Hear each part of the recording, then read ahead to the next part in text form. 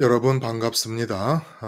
오늘 1월 마지막 날이네요. 오늘 1월 31일 일요일 주일 십자가 온라인 교회 모임 시작하겠습니다.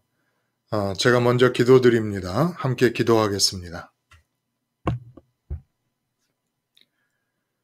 하나님 아버지, 우리 한 사람 한 사람 이 땅에 내보내실 때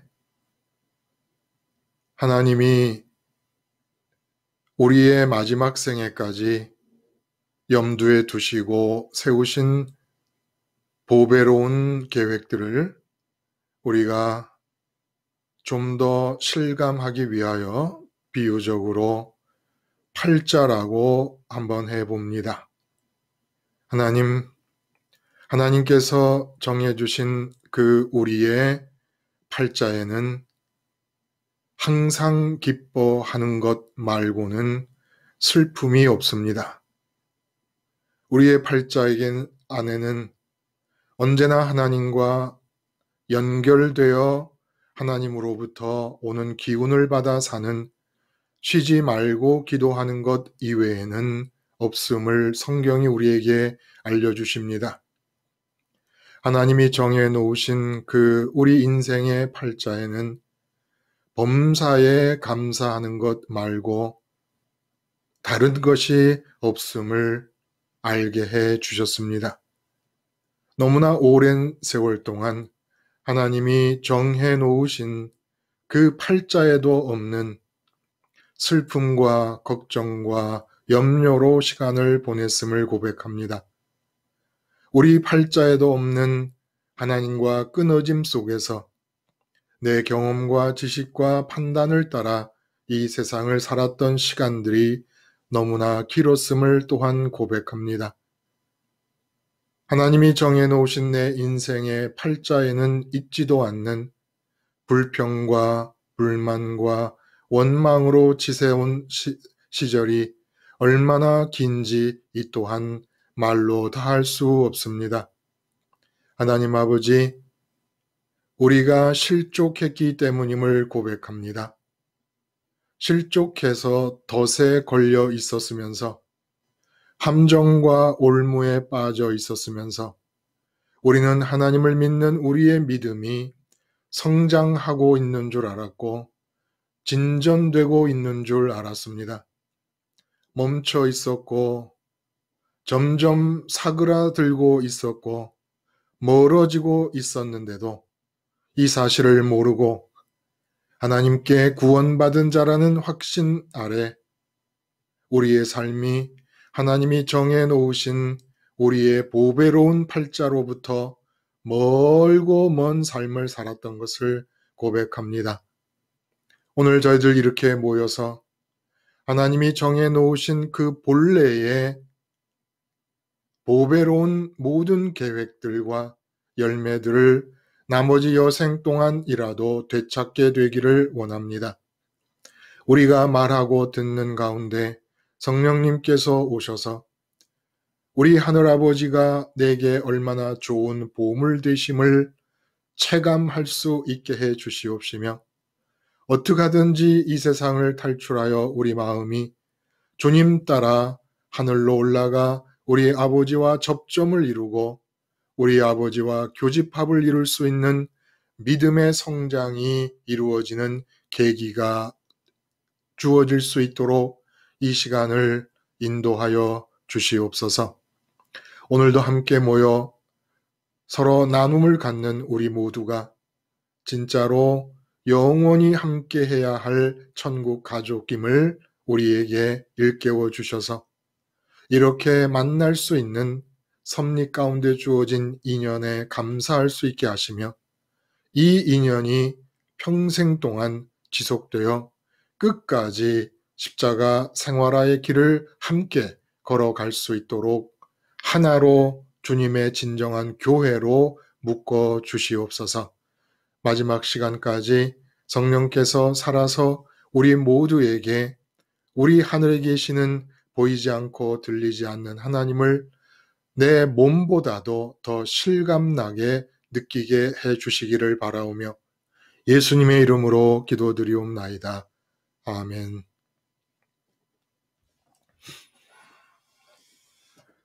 여러분, 오늘은 금요일 날 나눴던 말씀, 그리고 오늘 아침에 나눴던 말씀, 이 두 가지 말씀을 중심으로 함께 나눔을 갖도록 하겠습니다. 하늘길에 덫을 놓는 자, 그리고 그 덫에 걸리는 자라는 제목의 말씀을 우리가 함께 나눴고, 또 뽕나무 뽑는 믿음이 아직 우리에게 없는 이유가 무엇일까? 뽕나무 뽑는 믿음이라는 것은 주님께서 과연 어떤 믿음을 말씀하신 것일까? 이런 질문과 함께 내용을 나눠보도록 하겠습니다. 설교가 이제 두 개씩 주어져요. 십자가 온라인 교회 모임을 위해서. 그러니까 여러분들도 좀 생각을 정리하시기도 좀 편하실 것 같고, 또 말씀 하나를 우리가 소화하는 것도 훨씬 더 쉽고 좀 편해지지 않으셨을까 하는 생각이 듭니다. 그래서 한번 기대를 해봅니다. 오늘은 어떻게 여러분들이 분발을 해 주실 수 있을지. 자, 먼저 한번 두 번에 걸쳐 드린 그 말씀의 내용을 내 입장에서 좀 정리를 해 보신다든지, 아니면 또 특별히 내게 좀 많은 생각거리를 준 부분이 있다, 묵상의 제목을 준 부분이 있다, 뭐 이런 것이 있으면 좀 말씀을 좀 나눠주시죠.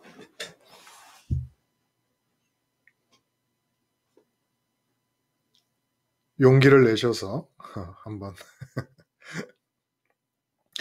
그리고 목사님. 예, 말씀하세요. 예. 저는 이제는 금요일 날 설교하신 말씀에 그 용서라는 그 설교를 하셨어요. 용서. 예. 네, 근데 이제 제가 이 설교를 듣고 이제 제가 받아들일 수 있었던 게, 네네. 누군가가 나한테 잘못을 했잖아요. 예. 네, 근데 그 잘못한 사람을 지금까지 그렇게는 생각해 본 적이 단 한 번도 없는데, 요번에 이 설교를 통해서 느낀 게, 나한테 잘못한 사람을 내가 마음속으로 소유를 했었던 것 같아요. 어떤 식으로 소유를 했을까? 그 사람이 나한테 무엇을 잘못했잖아요. 예. 그 잘못한 거를 내가 계속 십자가에 죽지 않고, 저 사람은 나한테 저런 사람이야, 이렇게 내 마음에서 소유를 했었던 것 같아요. 마음에 담고 있었군요. 예. 네네. 근데 이제는 저는 이거가 소유인지도 몰랐었던 거예요. 그냥 예. 나한테 잘못한 사람은, 저 사람은 이제 이렇게만 했는데, 이게 내 마음을 차지하고 순간순간. 그래서 이게 나한테 잘못한 사람을 내가 소유를 했구나. 그렇죠. 그렇게 소유하심으로써 어떤 결과가 발생을 합니까? 소유를 했더니 10번 생각하면 10번을 용서를 못하는 거예요, 제가. 그 그렇죠. 사람을 생각하는 수만큼 내가 용서가 안 되니까. 안 되는 거예요. 내가 그 사람을 15번 생각하면 15번을 내가 소유를 더하고 용서를 안 한 거였던 거예요. 예. 그래서 그럼 예. 이런 것도 내가 소유를 하고 있구나. 맞아요. 그래서 내가 이 사람을 정말 잘못을 용서하지 못하는 이유는 이 사람이 크게 잘못해서가 아니라 내 마음에서 이 사람을 버리지 못해서 용서를 못했구나. 이런 게 좀 저는 생각이 예. 들더라고요. 그 지금 실족의 문제를 우리가 다루면서 용서 얘기를 함께 이제 했거든요.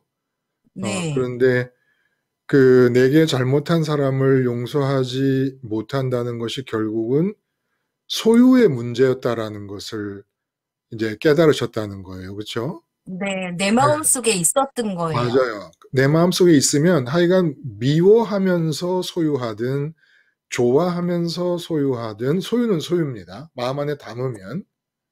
그러니까 네, 우리는 원수도 소유할 수가 있는 거예요, 실제로. 미워하면서 네. 마음에 담고 있으니까. 근데 이제 그렇게 원수를 아니면 뭐 내게 잘못한 사람을 내가 미워하면서 마음에 담고 있음으로써 우리가 결정적으로 보는 손해가 뭡니까? 그만큼 하나님을 차지를 못한다는 하나님을 거죠. 잃는 거죠. 그쵸? 네, 그러니까 원수를 미워하려면 선택을 해야 돼요. 내가 원수를 미워하며 마음에 담고 원수를 아주 그냥 홍구멍을 내줄 때까지 그냥 소유하고 있을 것인지, 그러면 하나님을 잃는 것이고, 그러니까 하나님을 잃지 않고 가지려면 원수를 마음 밖으로 내보낼 것인지, 이거 결정해야 되죠. 선택해야 됩니다. 그런데 한 가지 이렇게 말씀을 하셨으니까 제가 질문을 드리면, 왜 우리는 내게 잘못한 사람을, 내게 죄 지은 사람을 용서하지 못할까요? 그 근본 원인이 어디 있을까요? 그러니까 나는, 제 입장은 나의 이렇게 소중한 난데 너가 나한테 이럴 수 있냐. 그러니까 그렇죠. 소중한 나 때문에 이 사람을 용서 못하는 거야. 네가 감히 나를 이제 나를 소유해가지고. 예, 내가 너무 소중한데, 예, 네, 이제 뭐 굳이 뭐 생활 속에서 내가 소중하다 이렇게 산 적은 없는데, 그렇죠. 그냥 이렇게 흐르다 보면 아니 제가 나한테 이게 바로 이제 내가 소중한 나한테 너가 왜 날 상처를 주냐. 그래서 오히려 나를 더 소유했던 것 같은 생각이 들더라고요. 맞아요, 맞아요. 그, 내게 소중한 것이 있고, 그 소중한 것에 침해를 가하니까 미운 거고 용서가 안 되는 거죠. 네, 그러니까 내가 누군가를 갑자기 나게 잘못한 사람을 미워하게 됐다라는 것은 뭐의 증거입니까? 나 자신을 돌아볼 때 내가 누군가를 미워한다는 것은 내가 뭔가 소중한 것을 갖고 있다는 증거가 된다는 거예요. 네, 그렇죠? 내게 네, 소중한 게 아무것도 없어. 그러면 내게 잘못할 수 있는 사람이 세상에 없어요. 아니, 네, 소중한 게 있어야 뭐 거기에 이렇게 해를 가해서 내게 잘못할 수 있는데 내가 전부 마음에서 다 내놓고 소중한 게 아무것도 없는 그런 상태. 예를 들어 스테반 집사님 같은 경우 육체까지도 마음 바깥으로 내놓은 상태란 말입니다. 근데 마음 바깥에 있는 몸을 돌로 쳐 죽인단 말입니다. 그러니까 스테반 집사님한테는 사람들은 잘못 자체를 할 수가 없는 거예요. 순이님 무슨 말씀인지 아시죠? 네, 네, 내게 내가 마음에 소중하다고 여기는 게 없으면 이 세상 사람들은 내게 잘못할 수조차 없게 됩니다. 네, 그러니까 예수님이 7번이라도 용서를 하라 그랬잖아요. 네, 근데 사실 내게 잘못을 계속하면서 할 때마다 잘못했다, 용서해달라, 잘못했다, 용서해달라, 그리고 또 잘못을 저지르고, 또 용서해달라 그러고, 또 잘못을 저지르고, 이런 일을 하루에 7번을 반복하는 사람이 있다면 그게 사람입니까, 사실? 그렇게 그런 경우 못하고, 별로 없죠. 네, 그런 경우 별로 사실 없죠. 예? 그리고 사실 더 화나게 만드는 거 아니에요? 그러니까 이건 과장법이에요, 예수님이. 이 7번이라는 건 완전 숫자를 말하는 건데 그냥 끝없이 용서하라는 거예요. 끝없이 용서하라는 말을 뒤집어서 얘기하면 사람을 만날 때 그 사람이 어떻게 행동을 하더라도 너에게 잘못할 수 없는 상태가 되어라라는 뜻이라는 겁니다. 아, 네. 나한테 잘못할 수가 없어. 김순희님한테 누가 어떤 짓을 해도 잘못할 수가 없어. 왜냐하면 김순희님은 이미 이 세상에 있는 어떤 것도 마음에 소중하다고 소유하고 있는 것이 없이 예수님 십자가를 통해서 세상을 탈출해가지고 세상을 빠져나간 뒤로는 누가 김순희님한테 손해를 끼칠 수가 없는 상태가 돼버린 거예요. 그러니까 앞에서 소유를 다 버리라는 말씀을 또 이렇게 뒤집어서 새롭게 지금 말씀을 하시는 거죠. 용서라고 하는 말을 하시면서. 그러니까 이 용서 얘기는 70번씩 7번이라도 하라고 하시기도 하셨고 하루에 7번이라도 용서하라는 얘기는 김순희님 팔자에는 누구를 미워할 수 있는 것도 미움도 할 수 없는 팔자라는 거예요. 미워할 수도 없어요. 팔자가. 무슨 놈의 팔자. 팔자라는 것은 사주팔자를 말하는데 그건 제가 비유적으로 지금 쓰는 겁니다. 우리가 좀 더 이렇게 체감을 좀 할 수 있기 위해서 좀 이렇게 몸에 살에 닿는 느낌을 받기 위해서 비유적으로 말씀을 드리는 건데 김순희님 팔자에 그리고 태승철이의 팔자에도 누구를 미워할 수 있는 것조차도 하지 못하는 팔자라는 겁니다. 하나님의 이름을 부르는 사람은 일단 하나님의 이름을 부르기 시작했다 그러면 왜냐하면 하면 한번 김수님이 대답해 보실래요? 왜 하나님의 이름을 부르는 사람은 팔자 자체가 누구를 내게 잘못한 사람이 있어도 미워할 수도 없는 팔자가 되어버립니까? 하나님의 이름을 부르는 사람은? 하나님의 이름을 부르는 건 하나님만 나의 만족이고 기쁨이래서요? 그렇죠. 그렇죠. 일단 하나님의 이름을 입으로 부르잖아요. 그러면 이름을 망령되이 일컬으면 안 된다는 겁니다. 네. 그럼 망령되게 일컫지, 그러니까 헛된 우상을 부르듯이 그렇게 부르면 안 된다는 거예요. 네. 근데 하나님의 이름을 한번 부르면 망령되이 부르지 않으려면 하나님이라는 이름이 가리키는 실제 하나님이 하늘에 계시잖아요. 네. 그러면 그 하나님이 내게 최고로 보물이고 그 하나님만 있으면 된다는 확신과 믿음으로 하나님의 이름을 부르라는 거예요. 그러지 않으면 다 예를 들어 하나님 사업이 안 됩니다 라고 했다면 벌써 그 상태는 망령되이 부른 거죠. 왜 그렇죠, 김선희? 그 사업으로 만족하려고 그렇죠. 하니까요. 벌써 망령된 거예요. 어디 하나님의 이름을 부르는 사람이 그럴 팔자가 못 되는데 사업이 잘 되는 것을 통해 기뻐하겠다는 생각을 감히 할 수 있냔 말입니다. 그건 용납이 안 되는 거라는 거예요. 그 사람 팔자에는 없는 거예요. 사업 때문에 기쁘기 위한 방법은 뭐가 있을까요? 하나님 이름을 안 부르면 되는 겁니다.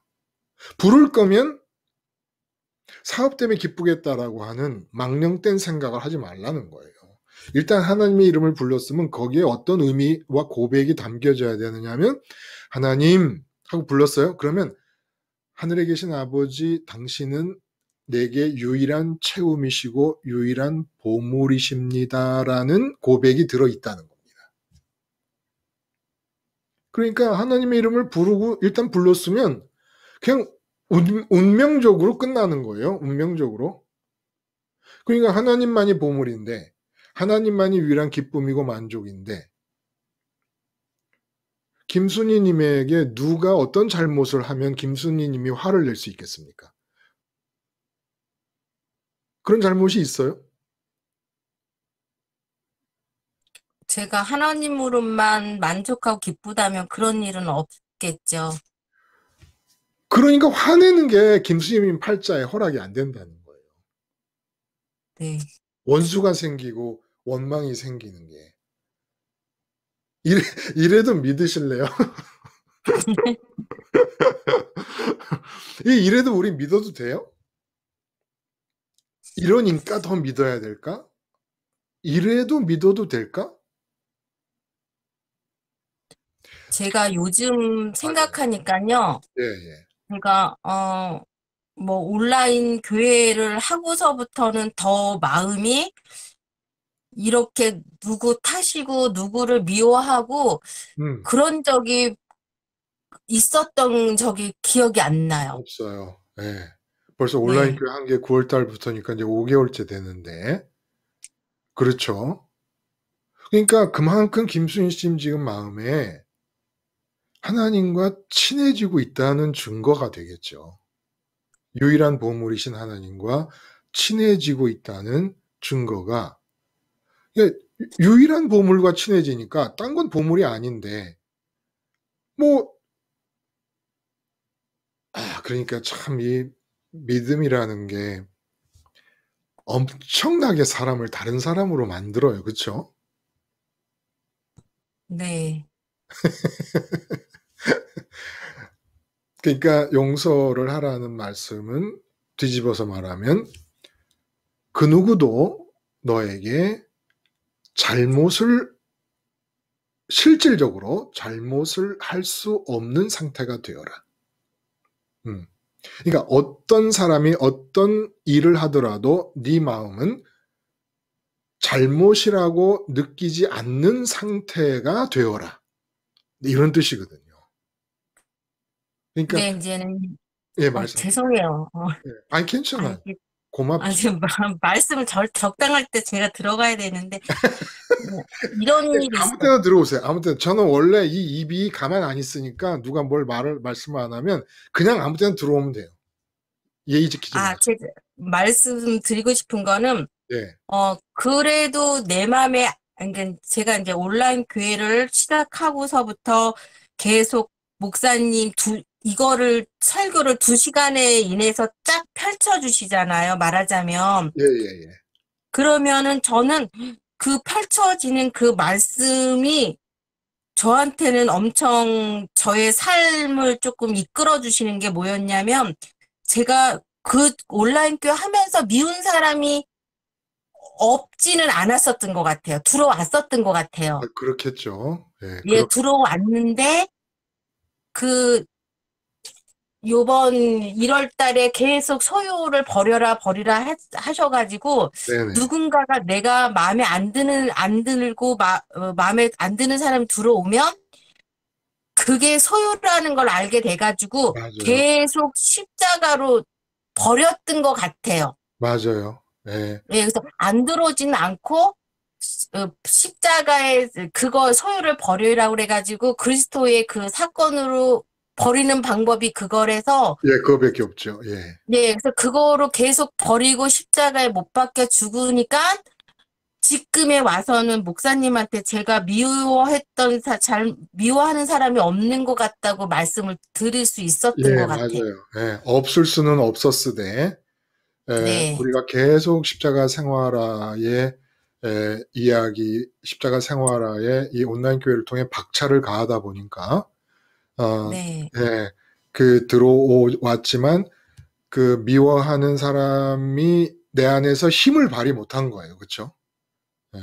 네, 네, 들어와 있었으면 벌써 원망이 생기고 뭐 그 사람에 대한 미움이 생기고 해서 벌써 내 심령 자체가 평강이 깨지고 막강한 영향력을 행사하게 되는데 그게 이제 원천적으로 차단이 되는 그런 삶을 이제 사신 거죠. 그러니까 그 결국 김순희 님이 아주 영적으로 경제적인 삶을 사신 겁니다. 그러니까 그냥 속된 말로 하자면 야가 빠지신 겁니다. 계산을 다 해가지고 하나님을 잃지 않는 거예요. 하나님을. 원수와 하나님과 내 마음에 소유하면 어느 게 더 경제적으로, 영적으로 볼 때 경제적으로 어느 게 더 이익일까 생각해가지고 아주 이젠 철두철미하게 이익 추구, 영적인 이익 추구에 아주 이제 능숙해진 겁니다. 그러니까 야가 빠지신 거죠. 저는 세상에서 제일 영적으로 말해 경제적 타산이 치밀한 사람이 사도 바울이라고 생각합니다. 절대 손해볼 일 안 하는 거예요. 소유라는 문제가 뭐예요? 소유. 이게 지금 손해냐, 뭐, 이익이냐, 적자냐, 흑자를 따지게 되는 거 아닙니까? 소유라는 개념 자체가. 근데 왜 용서하라 그러세요? 쉽게 말하면, 너희가 이익을 보려면, 이 세상적인 것에 대해서 손해를 끼치는 사람이 있잖아. 그러면, 하늘의 보물이신 하나님을 잃지 않기 위해서 세상적인 소유에 세상적으로 소중한 것이라 느끼는 것에 손해를 끼치는 사람을 100번, 1000번이라도 용서를 해. 그게 영적인 재테크 방법이야. 이렇게 말씀하신 거라는 겁니다. 영적으로 부여하려면 정신 바짝 차려라. 스스로 조심하라는 말씀을 하신 뒤에 용서라는 얘기를 이제 시작하신 거 아닙니까? 이게 좀 우리는 영적으로 야가 빠질 필요가 있다는 거예요. 내가 왜 하나님이 이 보물이신 하나님을 내가 왜 잃어버려? 내가 정말 뭐 애들 말로 골이 빈 사람이 아니면 내가 하나님을 놓칠 수는 없지. 아니 내 돈 훔쳐가고 내 돈 사기쳤다고 그 돈 몇 푼 때문에 천지를 지으신 하나님 창조주를 내가 마음에서 잃어버리면 되겠어? 이게 용서의 기본 원리라는 거예요. 그러니까 아예 마음이 보물을 하나님만으로 알고 하늘로 가버린 사람은 아무리 손해를 끼치려고 그래도 손해를 끼칠 수가 없고요. 없고 이 세상 일에 대해서조차도 제가 언젠가도 말씀을 드렸지만 예를 들어 금전적인 문제도 내가 마땅히 받아야 될 것인데도 불구하고 사람들이 나한테 안 줘요. 그럴 경우에 내가 마땅히 받아야 될 돈을 사람들이 안 주고 있는 이 상황을 하나님이 보고 계시고 알고 계시면서도 일이 이루어졌다는 것은 하나님이 주권적으로 허락하시는 것이니까 그 돈은 내게 들어오면 안 되는 거니까 아니면 들어오는 것이 더 불리하니까 저 사람들의 마음을 저렇게 강팍하게 해서 내 돈을 떼어먹게 하셨겠지 라고 믿고 그 돈을 마음에서 버리잖아요. 사기친 그 돈을 내가 마음에서 버리면 하나님은 반드시 100가지 1000가지의 경로를 통해서라도 내게 그것보다 더 크게 이끌어 주시면 주시지 그 세상적인 차원에서만 봐도 손해로 마감 짓지 않으시더라는 거예요. 체험적. 그러나 우리는 그걸 바라면서 할 필요도 없고 할 수도 없고 해서도 안 되지요. 근데 체험적으로는 그렇다. 하나님의 그 주권적인 인도하심은 그런 식으로 나타나더라는 겁니다. 그러니까 용서는 잘난 사람이 하는 게 아니고 이익을 추구하려는 사람이 하는 겁니다. 용서는 누가 하는 거냐? 야가 빠진 사람들이 하는 겁니다. 용서 안 하는 거 누가 안 하고 원수나 원망스러움을 끌어안고 사느냐? 미련 곰탱이 같은 분들이 그렇게 용서를 안 하고 있는 겁니다. 진짜 마음에 부자가 되고 싶으십니까? 진짜 마음의 풍요로움을 느끼시고 싶으십니까? 마음의 흑자 상태를 원하십니까? 얕게 놓으세요. 무조건 용서하는 겁니다.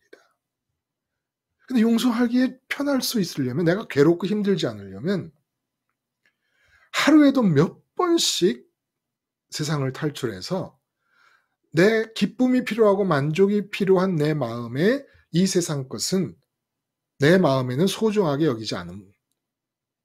그 길이 제일 편한 길이라는 거예요. 내가 마음에 소중하지 않게 여기면 어떻게 된다고요, 김순희님? 그러면 쓰레기가 됩니까? 내가 마음으로 소중하게 여기지 않으면. 내가 소중하게 안 여기면 그 문제에 대해서는 하나님 주권에서 이루어지죠. 그렇죠. 내가, 그러니까 부모와 처자와 남편, 그리고 형제, 자매, 그리고 심지어 내 몸의 목숨까지 미워하라 그랬대. 미워하라. 그러면은 부모나 처자나 남편이나 형제, 자매나 내 몸도 소중하게 여기지 말라는 거예요. 내 마음에서는 배설물로 여기라는 겁니다. 내 마음에서. 그러면 내 마음에서 배설물이라는 거, 배설물이라는 건 빼내라는 얘기, 빼내라는 얘기. 담고 있으면 변비가 되니까 빼내라는 얘기란 말이에요. 내 마음에서 소중하게 안 여기는 것이죠. 그러면 하나님의 주권 안에서 금이야 오기야 되는 거예요. 근데 내가 안 버리고 있으면 하나님의 주권 안에서 금이야 오기야 될 가능성과 기회를 내가 약탈해 버리는 겁니다. 내 부모에게서 남편과 아내와 자식과 내 몸에 대해서 하나님께서 금이야 오기야 여길 수 있는 기회를 박탈해 버리는 거니까 마음 놓고 안 소중하게 생각해 버리는 거예요. 안 소중하다는 말이 있을 수 있겠습니까만, 그러니까 소중하지 않게 여기는 겁니다. 마음 놓고. 그래서 아주 얕게 살아요. 얕게 이제는. 미련 곰탱이처럼 살 필요가 없습니다. 응? 용서는 왜 하느냐?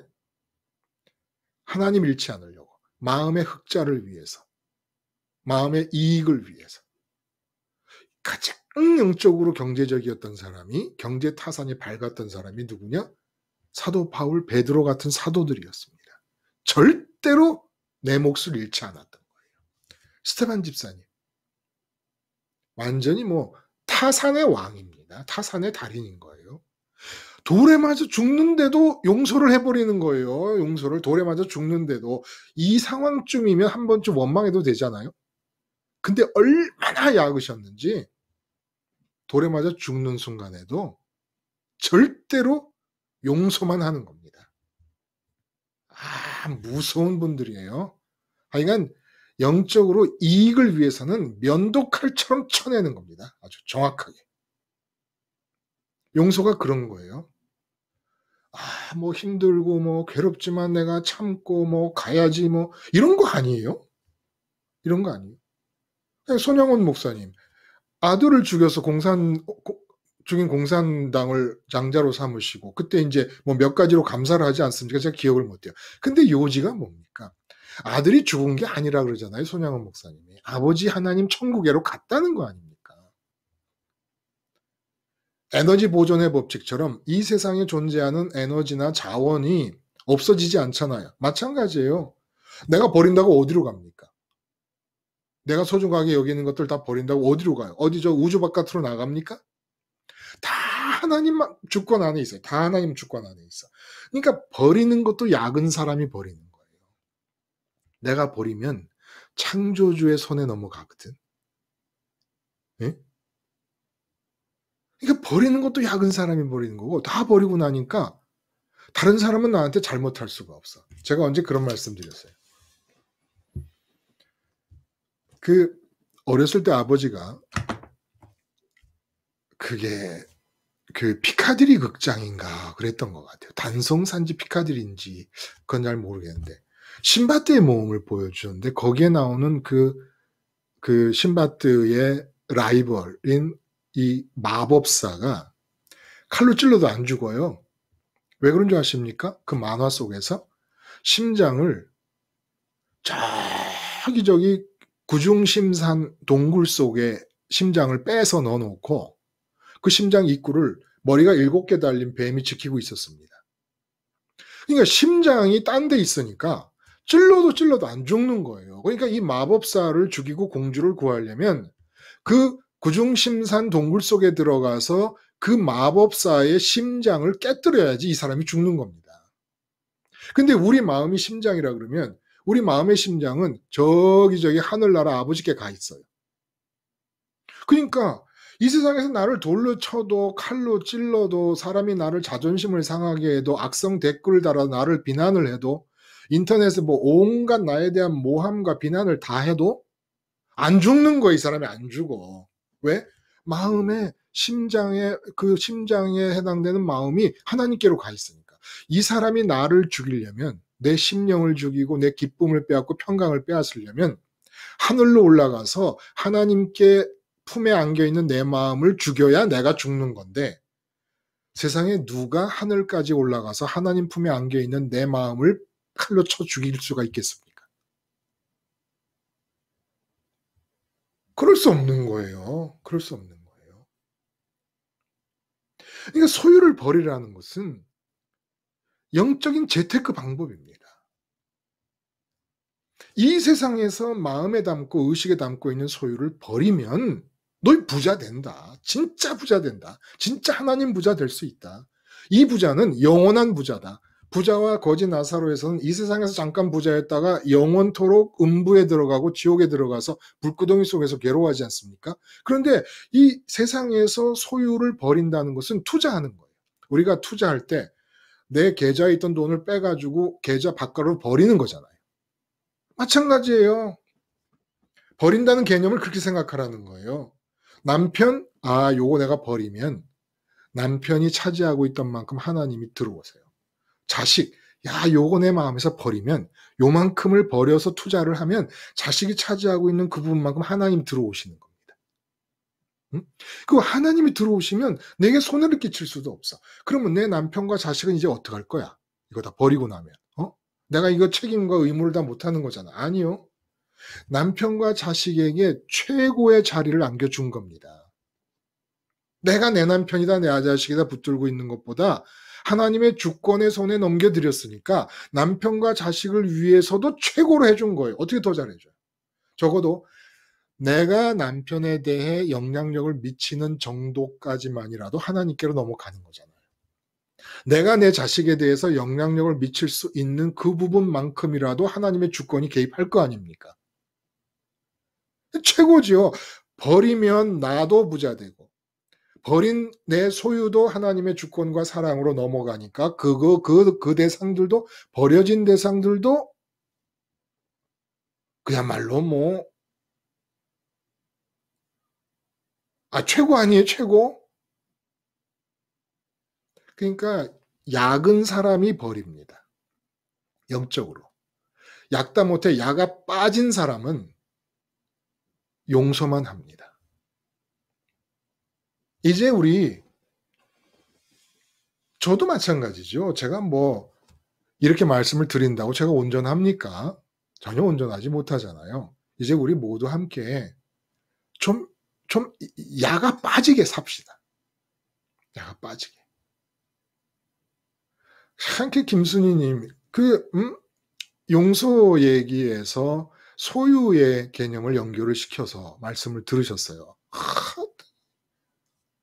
왕짱이십니다. 네, 왕짱이십니다. 이게 지금 다 소유에 지금 아직도 소유 문제가 끝나지 않았거든요. 아직도.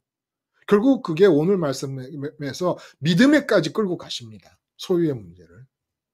믿음까지 끌고 가시는 거예요. 근데 거기서 소유라는 단어를 딱 적용을 시키셨어요. 자, 이게 지금 얘기가 그 설교에 대해서 내가 인상 깊게 느낀 점을 말하는 부분에서 여기까지 흘러왔어요. 또 한 분 누가 금요일 설교도 그렇고 또 오늘 아침 설교도 그렇고 이렇게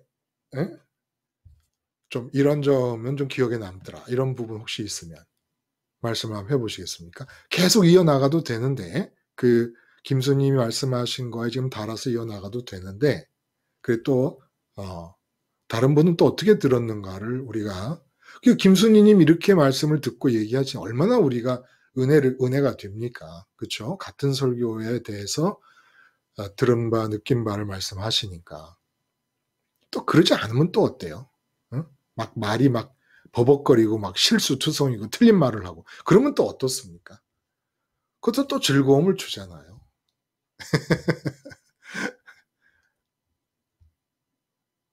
예, 목사님. 예, 혜민 씨. 오래간만입니다. 예. 네, 안녕하세요. 예, 예. 저는, 오늘 말씀이 되게 인상 깊었어요. 예, 예.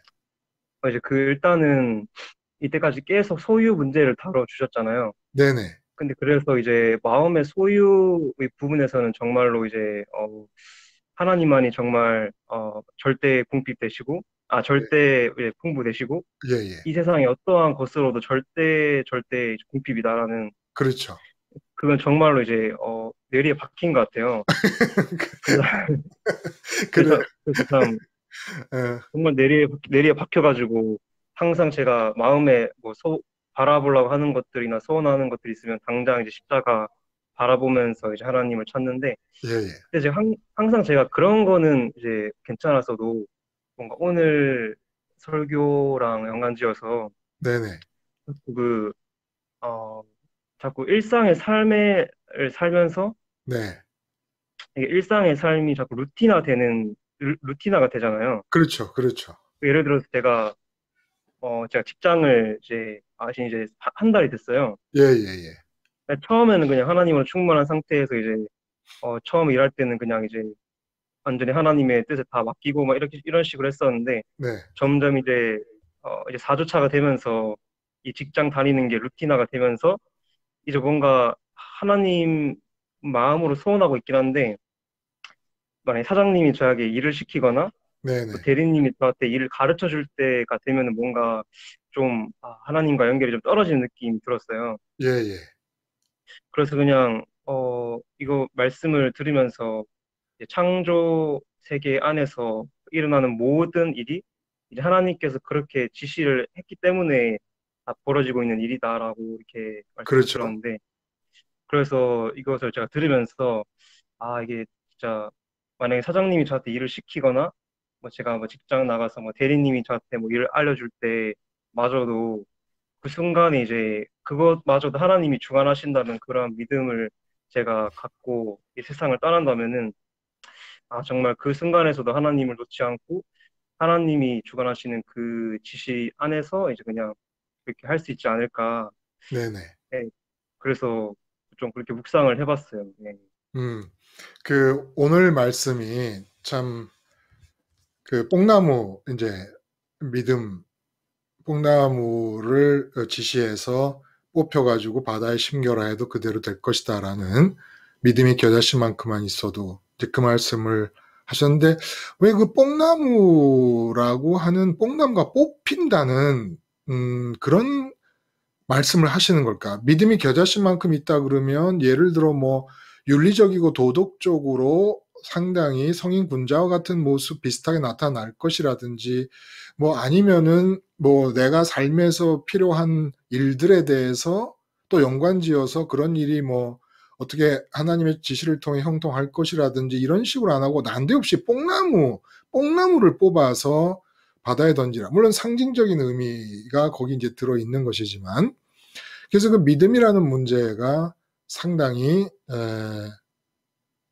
깊게 다루어지고 있었던 거예요. 오늘 본문에서 예수님. 근데 우리가 볼 때는 앞에서도 늘 보는 것 같은 느낌이 들고, 그리고 지금 그 혜민 씨가 소유의 문제가 뇌리에 박힐 정도라고 했는데, 실제로는 혜민 씨, 믿음의 문제를 끌고 가시면서도 예수님이 지금 소유의 문제를 놓지 않고 계신 거예요. 회사에서 일을 생각하면 회사에서는 혜민 씨가 이미 일상의 직장 생활이 루틴한 과정이 되어버리면서 소유하게 된 게 없을까요? 네, 안 그래도 이제 오늘 말씀을 들으면서 이제 소유라는 게 말씀하셨듯이 마음에서 갖고 있을 때 뭐 이렇게 가지고 있는 것 네, 그리고 이제 못 갖는 것 중에서 소원하는 것 그렇죠. 그리고 이제 의식에서 붙잡는 것 해서 오늘 하나 더 추가해 주신 게 이제 그러한 뭐 자연법칙이나 그러한 것들을 또 이제 무의식적으로라도 이렇게 그렇죠. 붙잡는 것마저도 소유라고 하셔가지고 그래서 오늘 말씀 듣고 그걸 생각해 봤는데 근데 정말 그런 것 같더라고요. 그것마저도 그냥 이제 그런 부분에서도 하나님을 이제 소유해야 되는데 이제 그러한 부분에서 좀 하나님을 놓치기가 되게 무의식적으로 일상화가 돼버리니까 그렇죠. 자연스럽게 그냥 그 부분에서는 하나님을 좀 놓치는 것 같아요. 예, 그런 걸 소유하는 것 같아요. 맞아요. 이게 그러니까 참, 이해를 다 하고 나면 어려운 게 아닌데, 이해를 하는 것이 이 본문에서 이 믿음이 무엇이고 소유 문제가 어떻게 연결이 되고 하는 것을 알기가 쉽지가 않은 본문이었어요. 사실은. 근데 그 무익한 종의 비유에서 이제 그 명령을 다 따라서 했을 뿐이지 난 내가 한 게 아무것도 없다라는 이제 그 마지막 고백을 하라고 할 때 명령이라는 말이 두 번이 나온단 말이에요. 그 명령이라는 말이 두 번이 나온다는 것이 뜻하는 바가 뭐냐면 우리가 회사에서 회사가 내게 요구하는 일정이 있으면 그 일정대로 움직여버리면 일정대로 움직이는 동안에 살아계신 하나님과 연결될 필요가 없게 됩니다. 그리고 어떤 원칙이나 규칙이 있게 되면 그 원칙과 규칙이 적용되는 순간에는 살아계신 하나님과 연결될 필요를 못 느끼는 거예요. 그러니까 그건 무슨 말이냐면 내 마음에 원칙과 규칙과 행동, 강령 같은 게 소유되고 있으면 내가 움직이고 행동할 때 그 원칙을 따라 움직이게 돼버리기 때문에 살아계신 하나님으로부터 오는 지시를 따르거나 하나님과 관계를 맺거나 할 수가 없게 돼버립니다.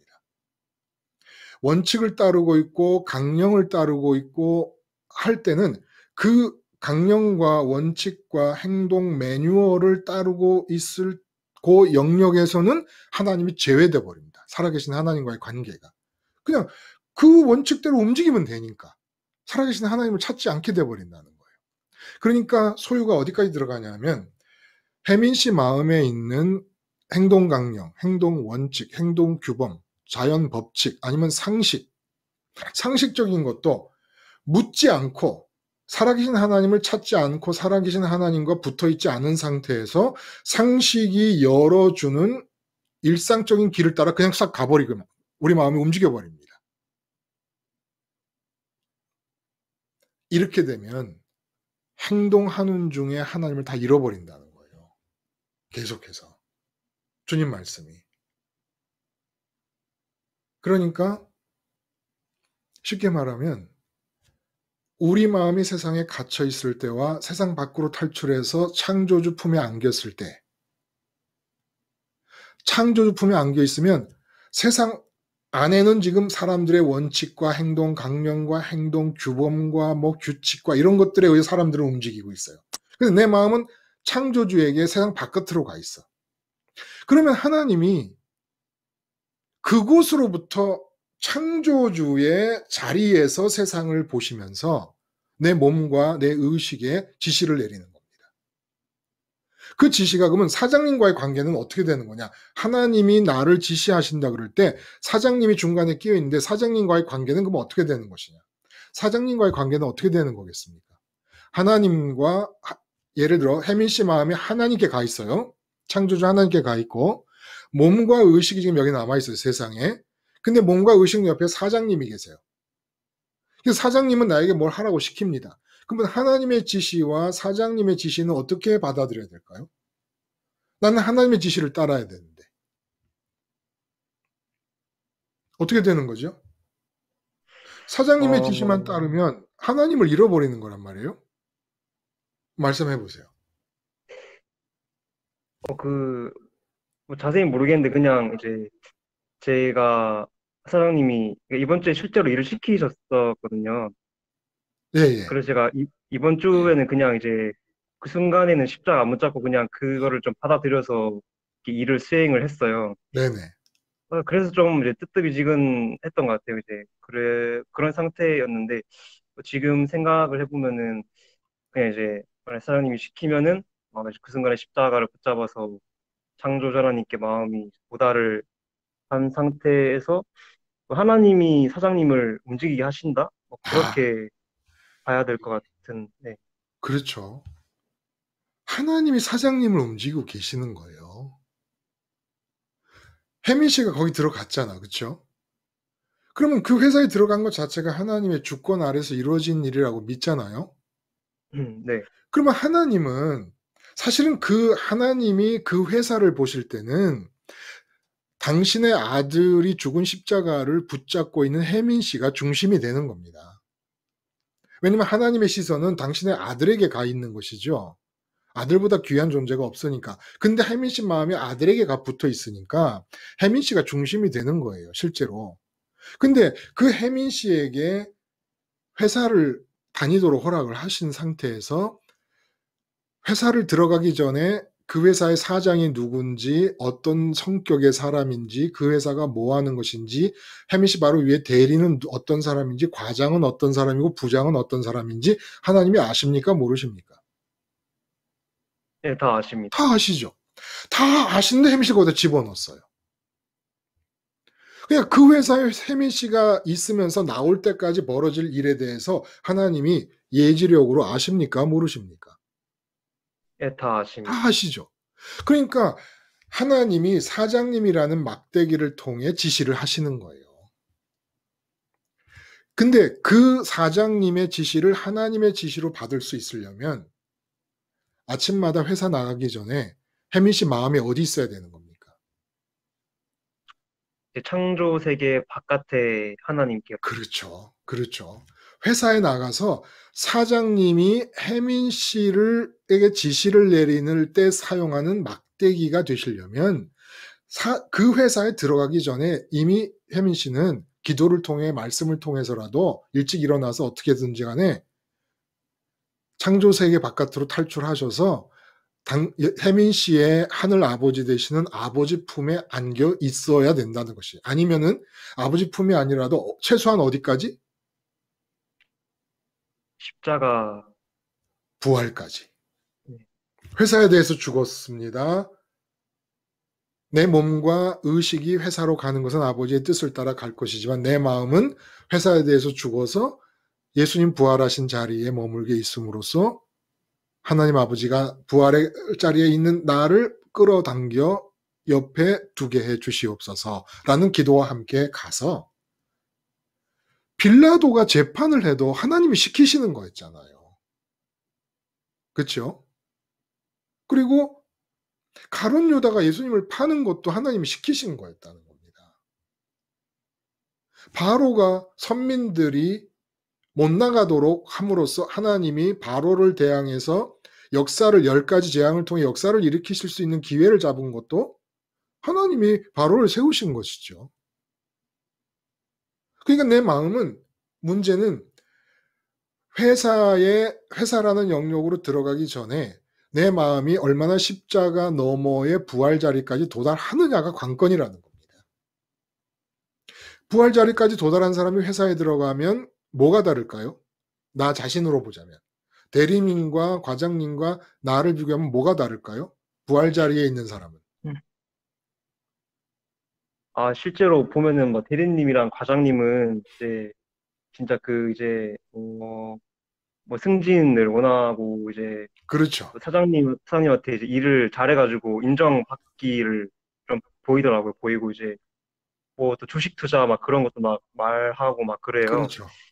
그리고 또 여자친구나 막 그런 말도 많이 하는데 저는 아까 또 계속 얘기했듯이 선민의 팔자가 이제 하나님만을 이제 기뻐하는 맞아요. 그런 거니까 정말 더 세상에 대해서 또 특히 이 직장이라는 현장에서 죽고 이제 부활의 자리에 이르면은 정말 이제 하나님 아버지만을 소원하게 될 것 같습니다. 참 놀라운 일입니다. 놀라운 일이에요. 26살, 27살짜리 우리 혜민 씨가 지금 직장에 들어가서 이 십자가를 생활화하고 있는 겁니다.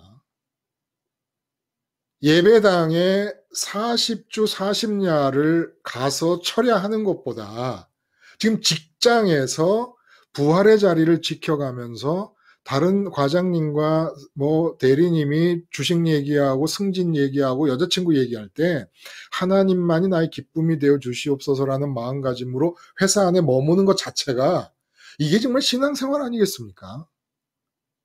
여기 참석하신 모든 분들이 볼 때, 지금 26, 7살짜리가 지금 이러고 있어요. 참 대단한 겁니다. 혜민 씨 존경합니다. 응? 존경이라는 말 참 어색하죠. 뭔가 근데, 예. 뭔가 이제, 항상 제가 이렇게 2020년을 살면서, 네네. 21년 살면서 그때 목사님도 얘기하셨잖아요. 이제, 그때 초대교회 당시에는 완전히 핍박받는 상황이어가지고, 그렇죠. 하나님을 소유하기에 좋았고, 지금은 완전히 이제 외부적인 핍박이 없어서, 이제, 태 목사님이나 막 이렇게 그때 얘기하실 때 이제, 하나님을 더 붙들어야겠다, 십자가를 더 붙들어야겠다 얘기를 하셨는데, 제가 봐도 정말 뭐 너무 좀 외부적인 핍박이 좀 별로 없고, 예, 예. 그리고 말씀 속에 뭔가 이 선민들의 삶이나 삶과 제 삶은 좀 이렇게 좀 괴리가 있는, 네네. 좀 이렇게 뭔가 정말 성경 속의 인물들은 정말로 특별한 삶을 살았잖아요. 그렇죠. 그렇죠. 아브람 같은 경우는 만복의 근원이 됐고, 이제 뭐 요셉은 총리가 되고, 모세는 뭐 출애굽을 시키고, 여호수아는 뭐 가나안 정복 전쟁을 하고 다윗은 왕이 되고 막 이런 걸 제가 다 보면 이제 아 정말 어떨 때는 물론 제가 직장 다니는 것도 하나님의 뜻이고 뭐 2021년에 그러한 건데 좀 괴리가 있긴 한 번씩 정말 느껴지더라고요. 아, 당연하죠. 예. 예, 예, 하여튼 뭐 그런 좀 그런 생각을 많이 해봤어요. 네, 그러니까 지금 이제 제가 종교까지 한다 그러니까 너무 이제 부담스러우셔서 내가 직장 생활을 해서 십자가 생활을 그렇게 온전하게 하는 건 아니고 괴리가 있다라는 말씀하시지만 뭐 직장이 아니라도 다 온전치 않죠. 우리가 예, 혜민 씨 우리가 온전치 않은데 일단 사장님과의 관계라든지 직장 동료들과의 관계 그리고 직장 생활 자체를 복음적 차원에서 내가 지금 조명하고 있고 그리고 내가 어떤 입장을 취해야 될 것인가를 계속 십자가 붙잡고 생각하고 계신다는 것 자체가 그게 제가 26, 7살 때는 하지 못했던 일이라는 거예요. 예, 진짜. 진짜 뭐 진짜 진짜예요. 이렇게 내 어휘가 모자라가지고 자 그래서 이야기를 한번 이어나가 보지요. 그 지금 혜미 씨가 말한 그 지점부터 이야기를 우리가 이어나간다 그러면 왜 선민들이 그렇게 십자가 생활을 통해 하나님으로부터 주어지는 그 은혜의 삶으로부터 괴리되어서 이렇게 십자가 생활화와는 거리가 먼 삶을 지금 살고 있는 것인가? 그게 이제 실족 때문이라는 거예요. 실족한 상태라는 겁니다. 그래서 실족이 나오는 거죠. 응? 그러니까 혜민 씨 이왕 말씀을 하신 김에 실족이 왜 일어나는 겁니까? 실족은 하나님의 이름을 부르는 사람에게만 일어나는 일이에요. 어차피 다른 사람은 그 정도에서 벗어나야 실족인데 정도를 걸을 가능성도 주어지지 않고 있으니까 실족이라는 말을 쓸 필요가 없는 거죠. 근데 실족이 왜 일어납니까? 혜민 씨? 실족이 일어나는 이유. 예. 그냥 그 하늘길을 가야 되는데, 네. 그 하늘길에 그 놓여진 그 이제 언론문화 덫에 걸리는 건데, 그냥 그게, 이제 하나님의 이름을 일단은 입으로 부르고 있다는 점에서 이제 그 정도의 길을 가는 건데, 이제 마음의 소유가 이제 세상 것인 상태, 그렇죠. 그래서, 네. 그러면 어떤 사람들이 실족하게 하는 사람들입니까? 여기 실족하게 하는 사람들은 연자맷돌을 목에 걸고 바다에 빠져 죽는 게 낫다 그랬거든요. 그러니까 네. 살아서 한 사람을 실족하게 하느니 차라리 지금 당장 연자맷돌을 목에 걸고 빠져 죽는 게 낫다. 그럼 어떻게 하는 게 실족하게 하는 겁니까? 그 이제 그 말씀 속에서 작은 자가 있었잖아요. 그렇죠. 그래서 큰 자가 이제 말씀을 전하는 사람이라고 하셨고, 작은 자가 말씀을 듣는 입장이라고 하셨는데, 그래서 말씀을 전하는 그 큰 자가 이제 작은 자, 말씀 듣는 자에게 네. 이제 뭐 세상 것을 그대로 마음으로 소유하게 하고, 이제 그 상태로 하나님을 섬길 수 있다라고 이렇게 잘못 이게 섬기게 하는 그렇죠. 그러한 그렇죠. 실족하게 하는, 네, 네. 정확히 말씀하신 거죠. 이 기준을 갖고 있어야 돼요, 우리가. 그러니까 내가 지금 자식을 마음에 품고 있고, 가족을 품고 있고, 또 뭐 직장에서는 승진했으면 좋겠다는 소원을 품고 있고 하는데, 그래서 소유라는 것은 마음의 소유는 있는 것을 아까워하면서 소유하고, 없는 것은 소원하면서 소유합니다. 그리고 의식의 소유는 생각과 감정과 의지의 재료가 되는 것이 세상 것일 경우에 그걸 소유한다고 말할 수 있단 말입니다. 근데 그렇게 세상 것을 마음에서 의식에서 소유하고 있는 상태를 인정하고 묵인한 채로 하나님과 관계 맺을 수 있다고 가르치는 모든 자들이 듣는 사람들을 하늘길에서 벗어나게끔, 하늘길을 가지 못하게끔 덫을 놓는 자들이고 올무를 놓는 자들이고 함정을 파는 자들이라는 겁니다. 그러니까 부모와 처자와 자식과 목숨까지 버리고 날마다 자기 십자가를 지고 나를 따르지 않으면 안 된다는 이 말씀은 말씀을 하는 모든 순간에 해야만 되는 거예요. 모든 순간에. 그러니까 십자가에서 죽어서 세상 소유하고 있는 나를 죽은 자로 여기자는 이 말이 빠지면 무조건 실족하게 하는 겁니다. 무조건. 그러니까 설교란 뭐냐? 설교란. 성경 창세기부터 계시록 마지막 절까지를 모든 절을 십자가와 연결시키는 게 설교고 성경의 해석입니다. 모든 성경 구절에서 십자가를 발견하지 못했으면 설교를 하지 말아야 돼요. 여러분들 큐티할 때도 성경을 여러분들이 읽을 때도 관건이 어디 있느냐? 모든 읽는 성경 구절에서 십자가를 발견해내야 됩니다. 그러면 그렇지 않으면 여러분 성경을 읽은 게 아닌 거예요. 십계명도 나 외에 다른 신을 두지 말라. 나 외에 다른 신을 두지 말라는 말을 다른 말로 표현하면 뭔지 아십니까? 마음과 뜻과 힘을 다해 사랑해라. 그걸 다른 말로 표현하면 뭔지 아십니까? 하나님만이 나의 보물이십니다. 그러니까 십계명 자체가 제1계명부터 어떤 세상의 소유도 갖지 말고 하나님만 소유하라는 얘기예요. 그러면 나머지 2계명부터는 다 지켜지는 거니까. 근데 지금 설교를 여러분이 이제 인터넷에서 누구의 설교는 다 들을 수 있지 않습니까? 설교를 한번 들어보세요. 지금 목사님의 의식 속에, 설교하는 목사님의 의식 속에 교인들이 마음에 품고 있는 세상의 가족이라든지 세상의 재산이라든지 세상 것을 품고 있는 그 자체를 문제시하고 있어서 십자가에서 죽으란 얘기를 하는지 안 하는지 보고, 만약에 그 얘기를 하지 않고 있다면, 자식을 품고 있는 엄마에게 십자가에서 죽으란 얘기를 하고 있지 않다면, 남편을 품고 있는 아내에게, 아내를 품고 있는 남편에게 십자가에서 죽으란 얘기를 하고 있지 않다면 그 사람은 지금 실족하게 하는 겁니다. 실족하게 하는 거예요. 그걸 품고 있는데도 아무 지장 없이 하나님을 같이 섬길 수 있다고 가르치고 있는 거니까. 있을 수 없는 일인 거예요. 있을 수 없는 일인 거예요. 그러니까 하늘나라에서 볼 때는 가정 파괴범보다 더 있어서는 안 될 일이, 거룩한 가운을 입고 목사님들이 세상 것을 소유하고 있는 교인들에게 그렇게 소유된 그 자체를 출발점으로 삼아서 하나님을 섬길 수 있다고 설교하고 있는 현실입니다. 그게 가정 파괴범보다 더 무서운 일이라는 거예요. 그러니까 그런 설교자가 있다 그러면 연자 맷돌을 가서 매가지고 바다에 빠뜨리는 게 그 사람을 위해서도 낫다는 겁니다. 그 사람을 위해서도.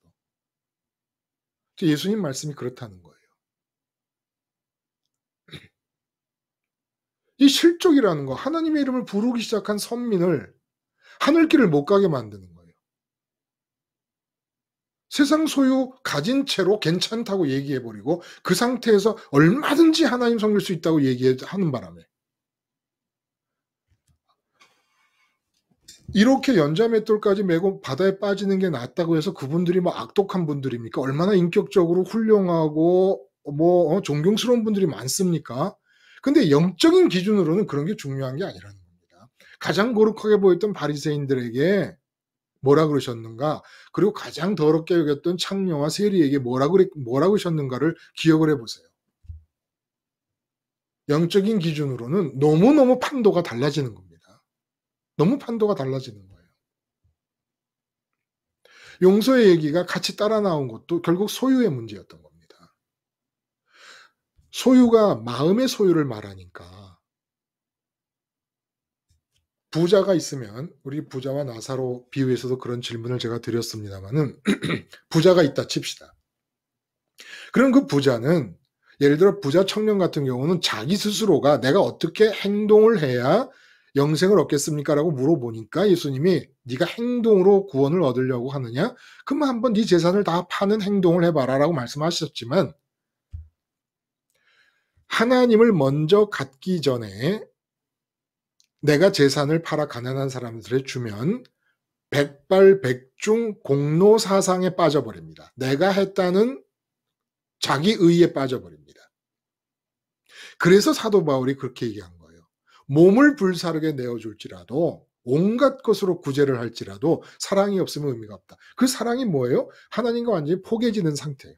오늘 아침에 말씀드린 대로 하나님과 온전하게 오버랩되는 상태. 이 상태를 이루지 않는다면 어떤 것으로 몸을 내줘서 구제를 하더라도 소용이 없다는 겁니다. 울리는 꽹과리, 뭐 이건 방언을 얘기한 거지만 그래서 용서의 얘기가 여기에 달아 나오는 이유가 실족의 문제가 소유의 문제와 연결이 되는데, 세상 것을 소유하는데도 하나님을 섬길 수 있다고 함으로써 실족하게 하는 건데, 내가 실족하지 않으려면 역시 소유의 문제인데 마음으로 버리는 거니까 버렸는지 안 버렸는지 모른다는 거예요. 실제로.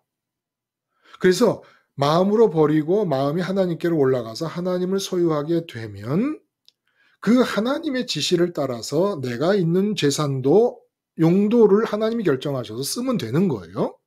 그럼 뭐 가난한 사람 나눠주라면 뭐 가난한 사람 나눠주면 되고, 너도 겨울 옷이 필요하니까 겨울옷 한번 사라 그러면 또 사면 되는 거고, 오늘은 또 외식하러 가서 온 가족이 맛있게 먹으라 그러면 먹으면 되는 거지요. 하나님 먼저 가진 다음에 용도가 하나님 주권으로 넘어가 버리면, 근데 내가 마음으로 버리다 보니까 버렸는지 안 버렸는지를 모른다는 거예요. 그러면 이 버렸는지 안 버렸는지를 어떻게 아는 줄 아느냐라고 주님이 물으신 거예요. 그 아는 방법은 사람들이 너에게 잘못했을 때, 물질적인 차원에서 잘못했건 아니면 정신적인 차원, 사회적인 차원에서 잘못했건 심리적인 차원에서 잘못했건 뭔가를 너에게 잘못했을 때 너의 반응을 봐라. 네가 발끈하거나 아까 김순희님 말씀하신 대로 그렇게 잘못한 사람을 마음에 품게 되고 앙심을 품는다든지 하면서 그 사람을 붙잡게 되면, 그 사람을 소유하게 되면은 그 이유는 세상 것을 소유한 상태에서 다 버리지 못하고 있다는 증거다. 그래서 얘기를 해주신 겁니다. 응? 네가 세상 것을 버렸는지 안 버렸는지 어떻게 알아?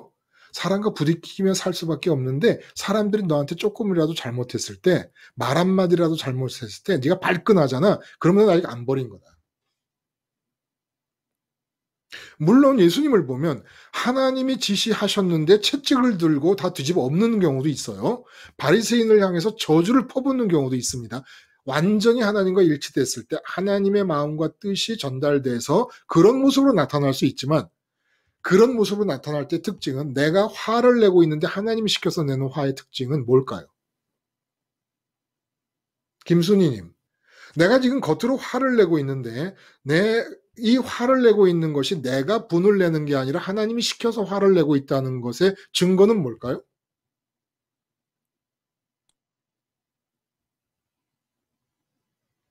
김순희님 안 들으시는구나. 아니, 들르는데, 생각 중이에요? 아니, 증거가 하나님이 화내신다는 증거요? 하나님이 나를 통해 화를 내도록 하신다는 증거. 내가 화를 내는 게 아니라 하나님의 지시를 따라 화를 내고 있다는 증거. 목사님. 예, 깜짝. 예. 그거는 그냥 뒤가 깔끔하거나 뒤끝이 없는 것 같아요. 아, 맞아요. 뒤가 깔끔하거나 뒤끝이 없다는 얘기는 내 마음에서 평강이 유지된다는 뜻이기도 할 거예요.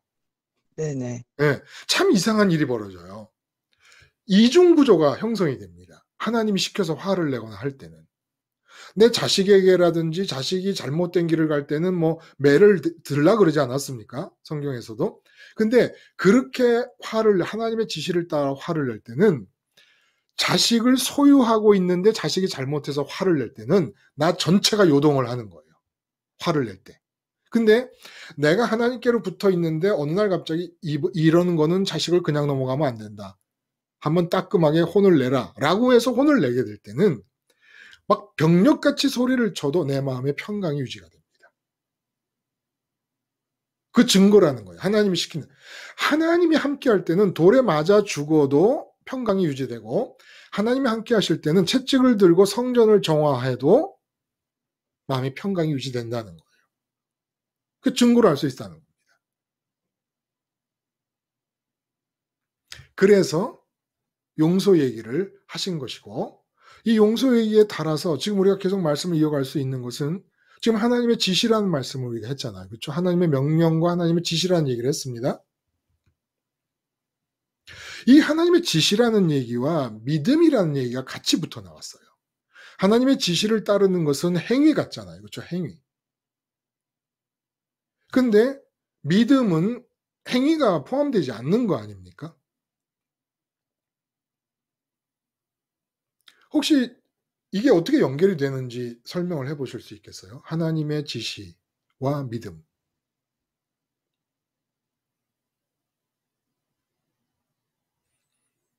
믿음이라는 건 하나님의 지시만 따라 움직이는 마음의 상태다.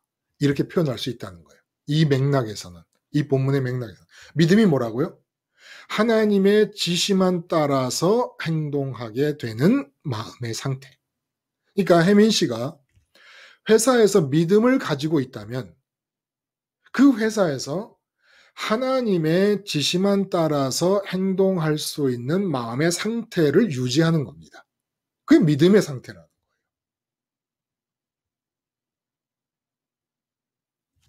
예를 들어 다니엘이라든지 사드락과 메삭과 아벳느고라든지 적대국에 끌려가서 적국의 벼슬아치들을 했습니다. 근데 그 적국의 벼슬아치들에 의해서 모함을 받잖아요. 다니엘도 그렇고 사드락과 메삭과 아벳느고도 그렇고. 그런데 결정적인 순간에 하나님이 적국의 왕을 통하여 다니엘에게 지시하던 상황을 중단하시고 갑자기 그 왕에게 맞서야 되는 상황을 만들어내십니다. 그것은 하나님을 포기하라는 결정을 할 때. 근데 다니엘에게는 팔자에 없는 걸 요구하는 거예요. 하나님을 포기할 수는 없는 겁니다. 다니엘이. 그래서 왕과 맞서게 됩니다. 이런 상황이 되면 사장님과 맞설 수밖에 없다는 거예요. 하나님을 포기하고 내가 하나님을 소유하면서 하나님에 대해서 하나님이 좋습니다라는 고백을 삶에서 중지시키는 그런 일이 압박이 가해진다 그러면 그건 뭐 맞설 수밖에 없다는 거예요. 그렇게 해서 잘리는 건 잘리는 게 아니라 하나님이 그 회사에서 빼내시는 겁니다. 하나님에 대한 믿음을 따라서 하나님의 지시만을 따라서 살아가다가 잘리면 잘리는 게 아니라 하나님이 그 회사를 탈출시키는 것이고 하나님의 지시만 따라서 살다가 돌에 맞아 죽으면 죽는 게 아니라 이 세상을 탈출시키는 것입니다. 스테반 집사님처럼. 그러므로 하나님의 지시만 따라서 사는 사람에게는 실패가 없습니다. 오직 영전만 있을 뿐입니다. 요셉이 하나님의 지시를 따르다가 보디발 아내의 모함에 걸려들었습니다. 감옥으로 들어갑니다. 나중에 결과론적인 얘기지만 총리 자리까지 더 가까워집니다. 승진한 거예요, 실제로.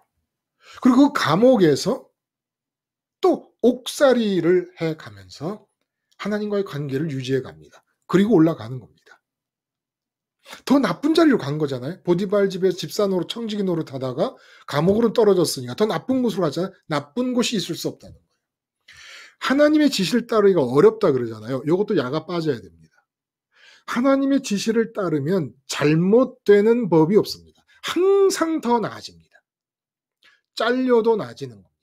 그 회사에선 더 있으면 안 되겠기에 탈출시키는 것이고 죽어도 더 나아지는 겁니다. 더 이상 세상에 살 필요도 없고 영생 복락이 있는 하늘나라로 불러들이시기 위해서 죽게 하는 겁니다.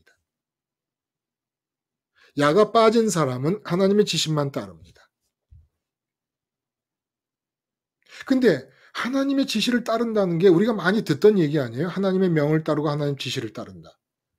근데 이게 우리가 귀에 따갑도록 듣기는 들었어도 우리는 하지는 못하고 있잖아요. 그 왜 안 되는 줄 아십니까? 언제 어디서나 하나님의 지시를 따를 수 없는 이유가 뭡니까?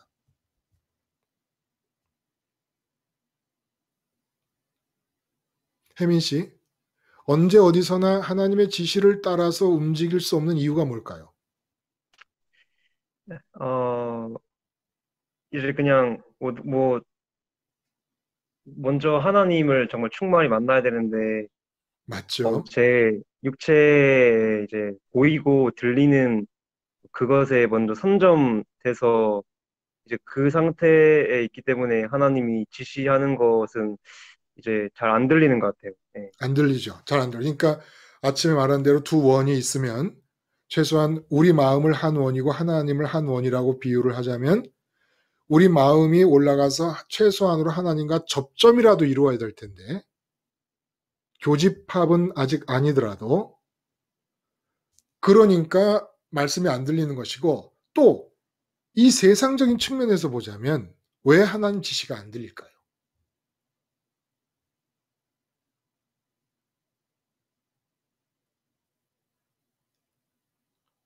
소유 문제 때문에 그래요. 혜민 씨 마음에 이 세상에서 사람들이 갖고 있는 상식이 같이 소유되어 있어요. 그러면 그 상식이 적용되는 부분에서는 하나님의 지시를 따로 들을 필요가 없이 그냥 우리가 행동으로 옮겨버리게 됩니다. 아까 말한 대로. 그리고 뭘 또 소유하냐? 회사에서 루틴하게 주어지고 있는 매뉴얼이 마음에 소유되고 있어요. 그러면 그 매뉴얼을 따라 내가 행동을 하게 되니까 하나님의 명령과 지시를 따를 겨를도 없고 필요도 없게 돼버립니다. 결국 매뉴얼을 소유하고 있는 한, 그러니까 내 행동과 관계되어진 내용들을 소유하고 있는 한, 행동하게끔 하는 원칙들을 소유하고 있는 한, 하나님의 지시와 명령은 안 들립니다. 그래서 예수님께서 믿음에 이어서 지시와 명령을 말씀하신 거예요. 믿음은 뭐라고요? 우리 마음이 삶의 현장에서 하나님의 지시만 따라 움직일 수 있는 마음의 상태인데 그런 마음의 상태가 되려면 하늘로 올라가서 하나님과 접점을 이루어야 된다는 거예요. 그러니까 이 세상의 피조물의 세계, 인간 세계에서 만들어진 행동 원칙과 행동 강령을 소유하고 있는 상태로는 안 되니까 그렇게 행동 강령, 사회 원칙, 법칙을 소유하고 있는 상태가 십자가에서 죽고 떠나서 창조의 세계를 빠져나가 창조주 하나님께 품에 안기면 창조주 품에 안기고 세상을 보면 이제 내 몸과 의식이 남아있는 세상에서 내가 해야 될 행동은 언제나 창조주로부터 나가게 되는 거예요. 창조주로부터. 모든 사람은 창조의 세계에 갇혀 있어요. 창조의 세계에 갇혀 있다 보니까 그 창조의 세계, 인간 세계 속에서 만들어진 행동 강령을 소유한 채로 하나님께 묻지 않고 상식과 지식과 풍습과 관습과 경험과 이런 것들에 해당되는 부분이 있으면 그대로 행동해 나가버립니다. 그러니까 그 영역에서 그렇게 행동할 때는 아무 믿음이 작용하지 않는 거예요. 그러니까 믿는 사람이 1200만이 있다 그러고 600만이 있다 그래도 이 사회가 이 꼴이 된 겁니다. 사회 나가면 하나님께 안 물어도 되는 내 전문직에 해당되는 영역이 있어요. 뭐 공무원 같으면 공무원 업무가 있어요. 정해진 업무가 있어요. 하나님께 안 물어도 돼요. 하나님 지시를 안 받아도 돼요. 그냥 루틴하게 하면은 그 영역에서는 하나님 찾을 필요가 하나도 없게 돼버리는 겁니다. 그러면 믿음이 필요가 없는 거예요. 믿음이. 돈과 관계됐다. 그러면 주식 투자를 합니다. 뭐 어디다 재테크를 합니다. 등등의 사람들이 하는 대로 따라서 재테크를 하는 거예요. 부동산에 투자합니다. 그 영역에서는 믿음이 아무것도 필요가 없는 거예요. 하나님으로부터 지시를 받는 게 믿음이잖아요. 지시를 받을 수 있는 마음 상태가. 근데 하나님은 지시 받을 필요가 아무것도 없어. 믿음이 적용이 안 돼. 그러니까 믿음이 적용이 안 되는 부분이 여러분 삶의 영역에서 어느 정도였습니까? 여러분이 행동하는데 예를 들어 가정주부가 세 끼 밥을 짓는데 하나님의 지시를 받을 필요가 있었습니까? 그러면 그 영역만큼은 믿음이 필요 없었다는 거예요. 믿음이 적용되지 않고 있었다는 겁니다. 시장 보는데 믿음이 필요했습니까? 시장 보는데 하나님의 지시가 필요했어요? 아니죠. 우리 집에서 뭐가 필요한지 다 적어갖고 나가서 그대로 삽니다. 하나도 하나님의 지시를 따르지 않습니다. 그럼 뭐 그 장 보고 있는 그 영역은 믿음의 영역에서 제외돼 버리는 거죠. 그렇게 해서 살았던 게 어느 부분에 남편과 얘기하는데 하나님의 지시를 따랐습니까? 안 따랐으면 그 남편과 만나고 있는 동안은 믿음이 제외돼 버리는 거예요. 자식에 대해서 하나님의 지시를 따랐습니까? 아니잖아요. 그러면 그 자식과의 영역은 믿음에서 제외돼 버린 겁니다. 그러면 어느 부분에서 여러분 믿음으로 살았어요? 어느 부분에서? 삶의 영역 중에 어느 영역에서 하나님의 지시를 따라 믿음으로 살았습니까? 심지어는 목회를 하는 목회자들도 목회를 하는데도 하나님의 지시를 안 따라. 옆에 큰 교회를, 큰 예배당을 만든 목사님을 따라가지 하나님의 지시를 안 따라요. 목사님들이 믿음으로 살아보질 않아요. 하나님의 지시를 따를 수 있는 마음의 상태가 믿음인데 그러려면은 하늘로 올라가 세상 것을 버리고 이 창조의 세계를 벗어나서 창조주의 품에 안겨야 되는데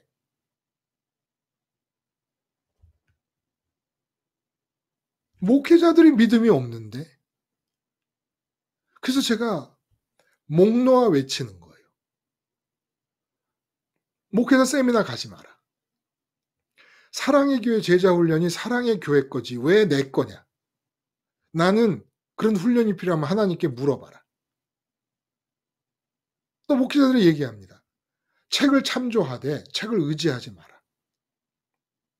아니 왜 하나님의 지시를 받아야지 책의 지시를 받으려고 하느냐. 근데 목회자 세미나라든지 독서라든지 이런 것들이 무슨 절대선이라도 되는 가치처럼 생각을 한다는 겁니다. 제가 그랬어요. 그래서 어떤 선생님한테 선생으로서 읽어야 될 책을 읽을래도 하나님의 지시를 받고 그 책을 읽으라 그랬어요. 책을 읽어라. 근데 하나님의 지시 안 받고 책을 먼저 붙잡지 말란 말이에요. 응?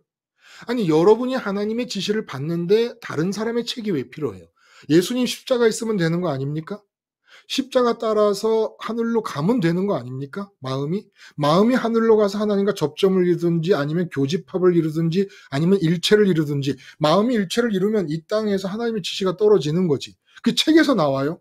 내가 어떻게 행동해야 될 것인가가. 그리고 엊그저께도 부부가 두 분이 왔어요. 모처럼 휴가를 내가지고 뭐 어느 대학 교수님이고 학생처장이라서 너무너무 바쁜데 억지로 시간을 내서 왔다 그러면서 강릉을 들렀어요.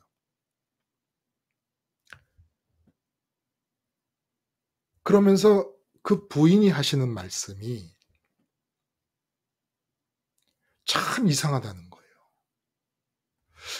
왜 목사님들이 그동안 죽으시고 부활하시고 승천하시고 우편에 앉으시게 된 그 예수님의 경로를 예수님을 따르는 길로 말씀하지 않으셨는지 모르겠다는 거예요. 그리고 참 신비한 거는 그냥 보통 집사님이에요. 집사님인데 서울에 있는 강남에 어느 교회를 다니는 집사님이거든요. 근데 이분 말씀이 예수님이 버림당하시고 죽임당하시고 부활하시고 승천하시고 우편까지 갔다라고 하는 그 길을 따라서 내가 마음이 가야 된다는 생각을 하며 성경을 읽으니까 성경이 읽히기 시작하고 성경이 뚫리기 시작하고 성경의 의미가 와 닿기 시작하더라는 겁니다. 근데 예수님이 죽으시고 부활하시고 승천하시고 우편까지 가신 예수님의 경로를 내가 마음으로 쫓아가는데 다른 교회 목사님의 세미나가 필요해요? 누구의 책이 필요해요? 왜 누구의 가르침이 여러분에게 필요하죠?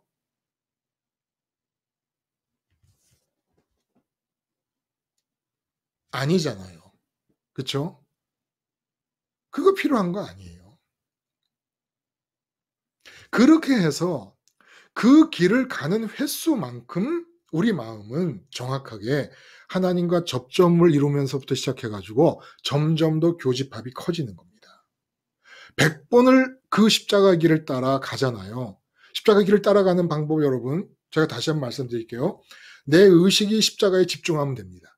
십자가에 집중해서 십자가 너머로 세상을 보면 돼요. 피조의 세계는 십자가 너머로 보면 돼요. 나는 십자가 너머로 세상을 본다는 것은 내가 지금 부활의 위치에 서 있다는 것을 반증하는 겁니다. 보이는 시야가 그렇다는 것은. 그래서 부활의 자리에 있으면 십자가 보는 의식을 집중하고 있으면 유지시키면 내 마음이 하늘로 올라가는 것은 내가 확인할 수가 없어요. 어떻게 확인되느냐? 평강과 기쁨과 만족과 감사로 확인될 수 있습니다. 오직 마음이 올라가는지 안 올라가는지 볼 수가 없는 거예요. 근데 그게 그렇게 확인이 돼. 하나님께로 가면은 이 세상에 내 몸이 처해 있는 세상의 상황이 어떻게 되든지 간에 평강이 느껴지고 기쁨이 느껴지게 돼요. 근데 나는 어디다 집중하냐면 십자가에 집중하는 겁니다.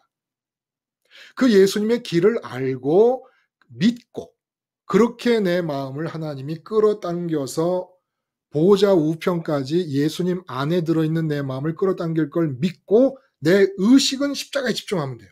내 의식이 하늘로 막 올라가야지 이러고 올라갈 수는 없는 겁니다. 내 의식은 십자가에 집중하면서 믿는 거예요. 하나님이 내 마음을 부활의 자리를 거쳐 승천과 보좌 우편까지 끌어올려 가실 것이다. 자, 이렇게 올라갔어요. 근데 주부가 밥할 때가 됐어. 하나님께 올라가서 마음의 기쁨과 감사와 평강이 있는데 밥때가 돼서 밥을 하면 하나님의 지시를 따르는 겁니다.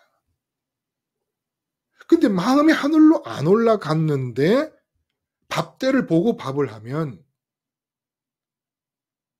관습과 지식과 경험을 따라 내가 하나님으로부터 지시를 받을 필요 없이 믿음의 영역을 떠나서 밥을 짓게 돼버린다는 거예요. 하나님과 평강한 상태인데 오늘은 콩나물을 묻히고 싶어. 하나님 지신 거예요. 내가 무엇을 먹일까를 짜내서 메뉴를 정하는 것과 내 마음이 하늘로 올라간 상태에서 하나님 때문에 기쁘고 만족한데 콩나물이 떠오르는 것과 다른 거라요. 내 마음이 평강과 기쁨이 만족이 감사가 나오잖아요. 그 상태에서 떠오르는 생각은 하나님의 지시입니다. 하나님의 지시예요. 근데 내가 불안하고 근심하고 하는데 그래도 식구들 밥은 먹여야 되겠기에 돈 걱정 잔뜩 하고 불안에 떨다가 불안에 쫓기고 돈 걱정에 쫓겨서 오늘은 뭐 해 먹지? 오늘은 그냥 대충 그냥 김치볶음밥 해 먹자. 이러면 하나님 지시가 아닌 거예요. 그러니까 돈 문제라는 무슨 문제가 생기면 소유가 된 거 아닙니까? 마음의 소유는 없는 것은 소원의 형태로 소유를 합니다. 있는 것은 아까움의 형태로 소유를 합니다. 그러면 나는 십자가를 집중하면서 십자가에서 죽었다고 고백하는 거예요. 팩트예요. 내가 세상을 소유하고 있는 것도 팩트고 예수님이 십자가에서 세상 소유하고 있는 나 때문에 죽은 것도 팩트고 그 팩트를 인정해 나가면 그리고 나는 십자가에서 나 때문에 죽은 예수님께 집중을 하고 있으면 내 마음이 부활 자리에 들어가고 끼니 밥 준비해야 되는 가정도 내 십자가 너머에 존재하게 됩니다. 그럼 나는 이미 밥 끼니 준비하기 전에 하나님과 예수님과 성령님 사이에서 만족을 느끼게 돼요. 그 상태에서 무엇을 하든지 하나님의 지시가 되는 겁니다. 무엇을 하든지. 근데 뽕나무 얘기를 했어요. 뽕나무 얘기. 왜 뽕나무 예를 드셨을까? 뽕나무는 누구나 보면 뭐 난 믿어지지가 않아.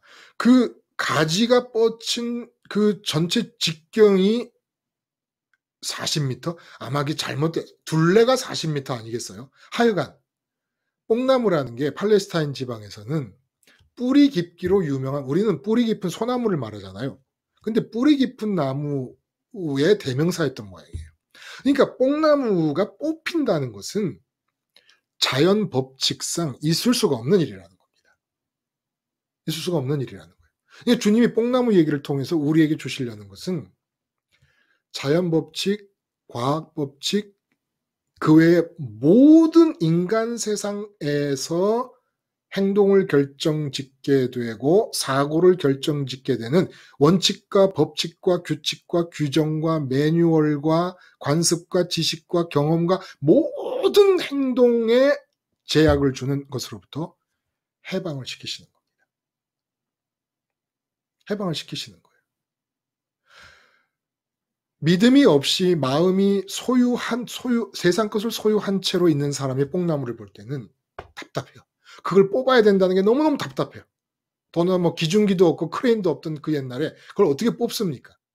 그런데 마음이 창조주 품에 안기고 보면 그 뽕나무에 견고한 뿌리를 내리면 그냥 하나님이 그렇게 지시하고 있는 것뿐임을 느끼게 됩니다. 하나님의 지시라는 게 이렇게 무섭다는 거예요. 그냥 지시하고 있는 것뿐이에요. 그러므로 그냥 하나님의 생각에서 지시만 바뀌면 말씀드린 대로 아침에 케이크에서 꽂혀진 촛불 뽑듯이 뽑혀지는 겁니다. 해가 뜬다. 자연 법칙이 아니에요. 아침마다 하나님의 지시가 반복되는 겁니다. 1월 31일 해 떠라. 1월 31일 해 져라. 1월 31일 달 떠라. 근데 만물과 미생물 하나하나까지 하나님의 지시가 미치는데 우리 하나님 창조주 아버지는 그게 하나도 피곤하지 않으세요.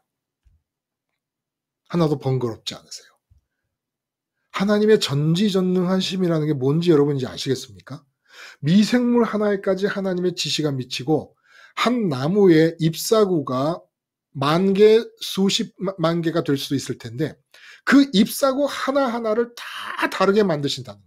식물학자들이 하나도 똑같은 이파리가 없다는 겁니다. 근데 그렇게 만드심에 있어서도 하나님께는 피곤함이 없어요. 여러분의 아버지 하나님은. 그 아버지 품에 안기는 거예요. 믿음이라는 게. 주님의 경로를 따라서 가는 거예요.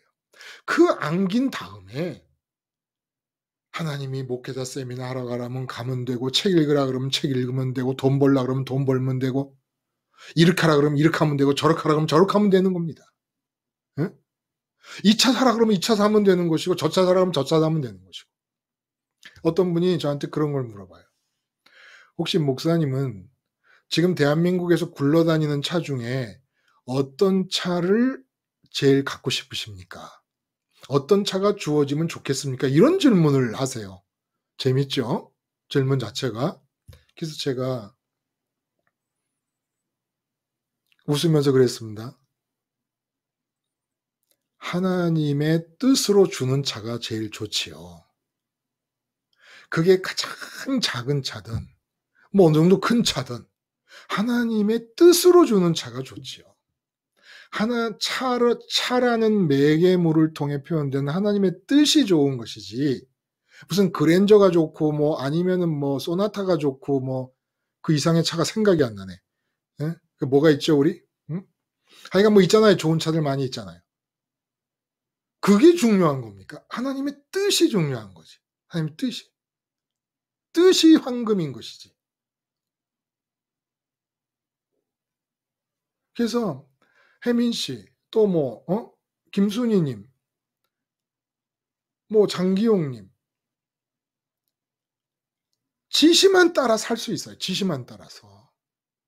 십자가 예수님 그리스도 연쇄 사건을 따라 삶이 시작되기 아침 전에 마음이 예수님 그리스도 연쇄 사건을 따라서 가는 겁니다. 그래서 하나님을 먼저 찾고 나면 똑같이 루틴한 일을 해도 이쪽은 루틴한 일을 반복해서 믿음의 영역이 제외된 상태에서 일을 하는 것이고, 나는 마음이 하나님을 찾고 나면 똑같은 루틴한 일을 해도 그게 루틴이 아니라 오늘 하나님이 새롭게 지시하신 일이 되는 겁니다. 그래서 이 사람은 똑같은 일을 하는데 루틴하니까 일이 피곤하고 지치는데, 이쪽은 하나님의 마음이 하나님께로 올라가서 하나님과 만나는 믿음이 이루어져서 똑같은 일을 하는 사람은 날마다 새로운 거예요. 날마다 새로워. 제가 아침마다 방송을 하는데 아침마다 하는 방송이 날마다 새로운 이유가 뭐겠습니까? 다른 길이 없어요. 2시 반, 3시에 일어나가지고 준비하다가 설교하고 12시까지 이런 삶. 이게 뭐가 재밌겠습니까? 그런데 하나님께로 마음이 올라가려고 나름대로 애를 쓰고 나면 세상 사람들은 무미건조하기 이럴 데 없고 심심하기 이럴 데 없다고 생각하는 삶도 날마다 똑같이 반복돼도 날마다 새로운 겁니다. 날마다 새로운 거예요. 루틴한 게 없어요. 혜민 씨, 똑같은 일을 회사에서 하지만 혜민 씨 마음이 회사 나가기 전에 어떻게 하든지, 그러니까 목숨 걸고 아침에 우리 아버지께 문안 드린다라는 생각으로 내 팔자다 이거는. 응? 하루를 시작하기 전에 아버지를 먼저 찾아야 되는 게 내 팔자다 라고 생각하고 그렇게 하시면 그 회사 일들이 다른 사람이 볼 땐 똑같은 일이라도 오늘의 해가 오늘의 지시를 따라 뜬 것처럼, 내일의 해가 내일의 지시를 따라 뜨는 것처럼 규칙 때문에 뜨는 게 아니거든요. 사람들, 이 과학자들은 착각하고 있는 거지요. 규칙이 아니에요. 맨날 반복해서 하나님이 지시를 하시는 것이지. 근데 회사 일도 마찬가지라는 거예요. 맨날 하나님이 지시를 하게 되면 어떻게 되느냐. 하나님을 앙망하는 자는 새 힘을 얻는 겁니다. 새 힘을. 새 힘이 뭐예요? 똑같은 일을 하는데 새 힘으로 하고 새 기분으로 하고 새 마음으로 하고 새 분위기로 한다는 겁니다. 싱싱해지는 거예요. 싱싱해지는 거예요. 무슨 일을 해도 집에서 주부가 걸레질하고 빨래하고 뭐 밥하고 그래도 싱싱해지는 겁니다. 한 가지만 물어볼게요. 여러분 아프면 의사 찾잖아요. 의사. 특별히 용한 의사 아는 사람 있어요? 장기용님, 특별히 용한 의사 잘 아는 분 계세요?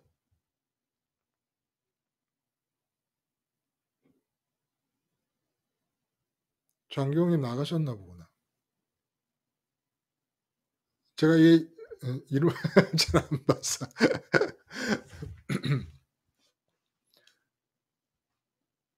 여러분 아프시면 병원 가실 때도 예를 들어 심장을 이식을 했다고 합시다. 그러면 의사들이 하는 거는 그냥 남의 심장 가져다가 꿰매 놓는 겁니다. 다. 그 꿰매 놓고 바깥으로 피가 흐르게 장치를 설치해 놓던 것을 떼고 꿰매 놓은 심장으로 피를 보내면 심장이 움직이는 거예요.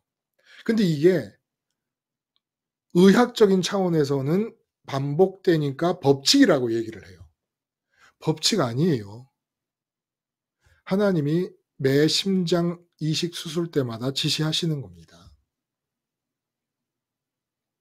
그러니까 진짜 믿음의 의사는 매번 수술할 때마다 법칙에 의존하는 게 아니라 마음이 하나님께로 가 있는 상태에서 하나님이 지시하시는 차원에서 수술을 하는 겁니다. 하나님이 지시하셔서 낫도록 하게끔 하지 않았는데 여러분의 병을 고칠 의사는 이 세상에 있다 없다? 없습니다. 없습니다. 근데 우리가 명의, 용한 의사, 훌륭한 의사를 소문 듣고 찾아갈 때 하나님 안 찾아요. 행동이 곧바로 나와버립니다. 그럼 그 믿음의 영역에서 제외돼 버리는 거예요. 믿음의 영역을 제외해 놓고 의사를 찾아갔으면서 하나님께 기도합니다. 병 낫게 해달라고.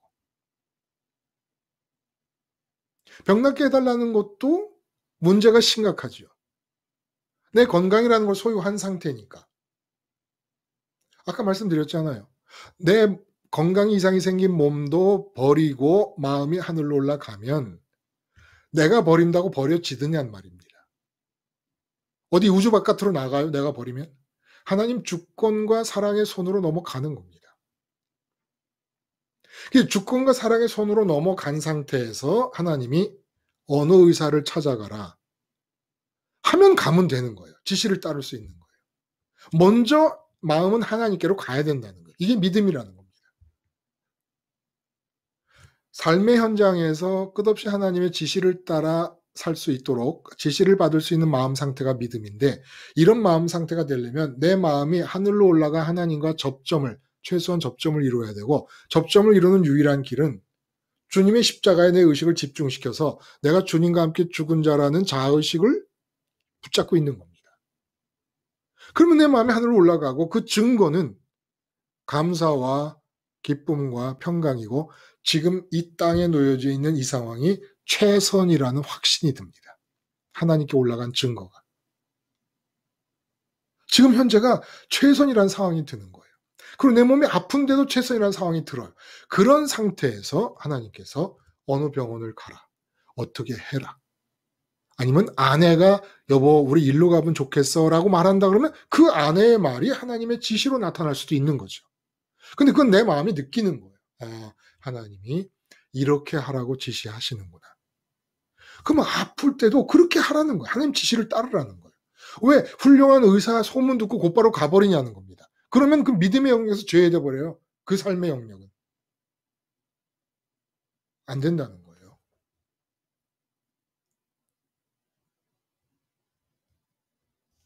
그래서 뽕나무 얘기도 하신 것은 하나님을 먼저 찾아서, 창조주 하나님을 찾아서 창조세계 바깥으로 나가 창조주를 찾고 창조의 품에 안겨서 창조의 세계를 보는 입장에서 하나님의 지시를 받지 않고 자연 법칙이라든지 과학 법칙이라든지 이런 걸 따라 사는 것, 믿음이 아니다 라는 말씀을 해주시는 겁니다. 그때도 자연 법칙이 있었잖아요. 뽕나무가 뽑기 어렵다는 게 자연 법칙 아니겠습니까? 그러나 하나님께 마음이 닿은 믿음이 형성된 사람, 그래서 이 땅에서 지시를 받을 준비가 되어 있는 사람에게는 뽕나무 뽑는 게 아무 문제도 아니라는 겁니다. 마음에서 그렇게 느껴지더라니까요. 조금이라도 내 마음이 하늘로 올라간 느낌이 이제 주어지잖아요. 그러면 바닷물을 봐도 바닷물은 빠지는 게 아니에요. 내가 빠진다 그러면 하나님이 지금 그 순간 빠지도록 지시를 하시니까 빠지는 것이죠. 그러니까 들어가지 말라는 거죠. 마음에서 자연 법칙이 없어져 버려요. 하나님의 지시가 들어오려니까. 자연 법칙이 소유되고 있으면 하나님 지시가 못 들어오죠. 혹시 바다 위를 걸어야 될 일도 생길 수도 있잖아요. 평생에 바다 위를 걸으라는 지시를 한 번도 안 내리시더라도 나는 그런 지시가 내려올 수 있을 거라는 걸 준비해 놔야 되지 않습니까? 그래야 믿음의 상태죠. 어떤 지시가 들리더라도 내가 걸을 수 있으려면. 근데 자연 법칙이 딱 들어있어요. 물에 발을 들여놓으면 중력에 의해서 가라앉지. 하나님의 지시가 받아들여질 수가 없죠.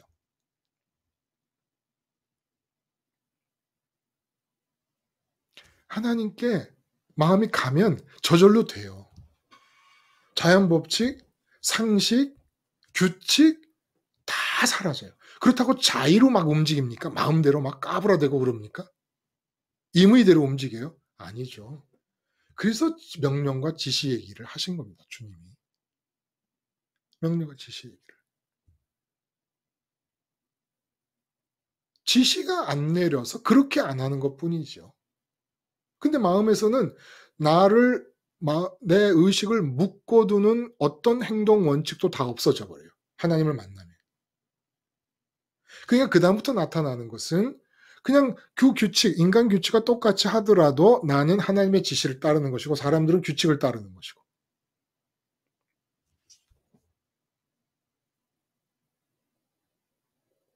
이게 다 소유랑 연결이 되어 있는 거죠. 목사님, 예, 예. 그때 목사님이 저한테 그런 질문을 하셨어요. 앞으로 만약에 10억이라는 돈이 생기면은 어떻게 하겠냐고. 예, 그래서 예. 제가, 어, 물론 이제 상식이나 일반 상식이나 뭐, 막, 그 세상을 기준으로 해서 저기 할 경우에 뭐, 형제도 좀 나눠주고, 뭐, 좀 도와야 될 사람도 돕고, 뭐, 이런 게 앞서겠죠. 저는, 근데, 근데 저는 그때 당시에, 뭘 느꼈냐면요.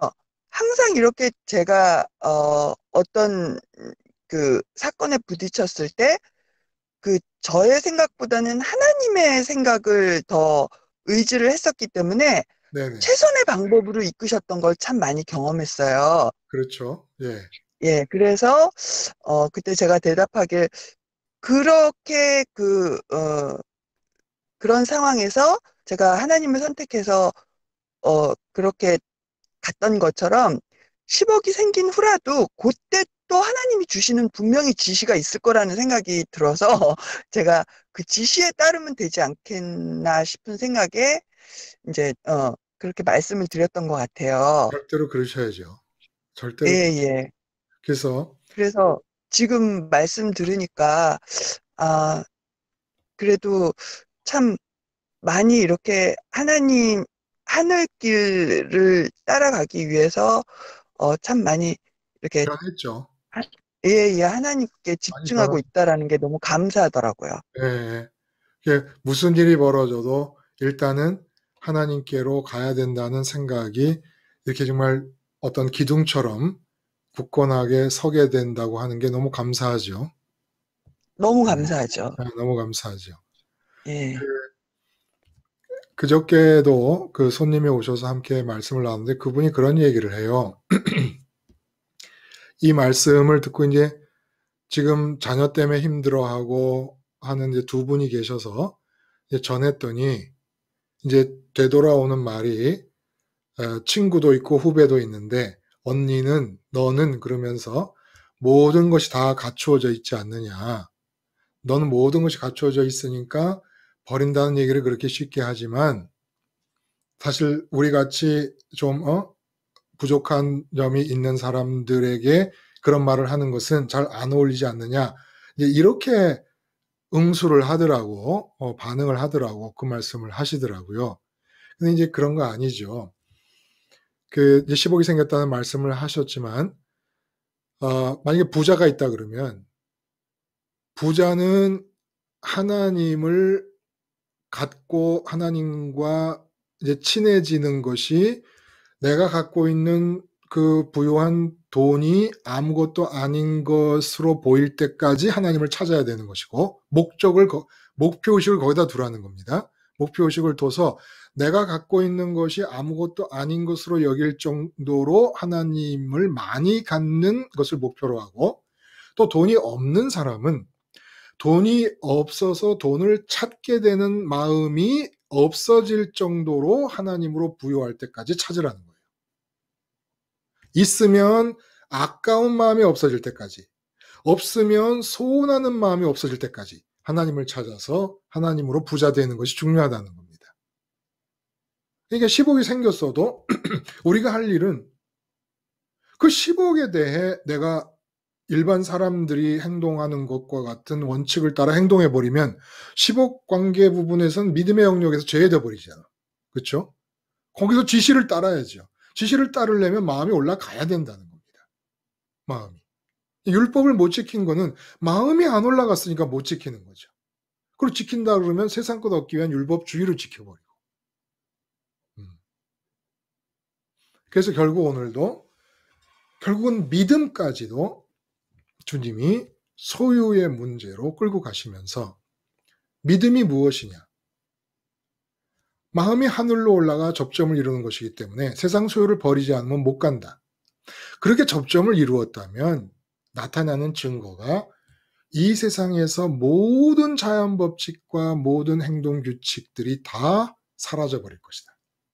그리고 오직 무익한 종의 비유에서 말씀하신 대로 지시만을 따라 살 수 있게 되는 상황이 된다.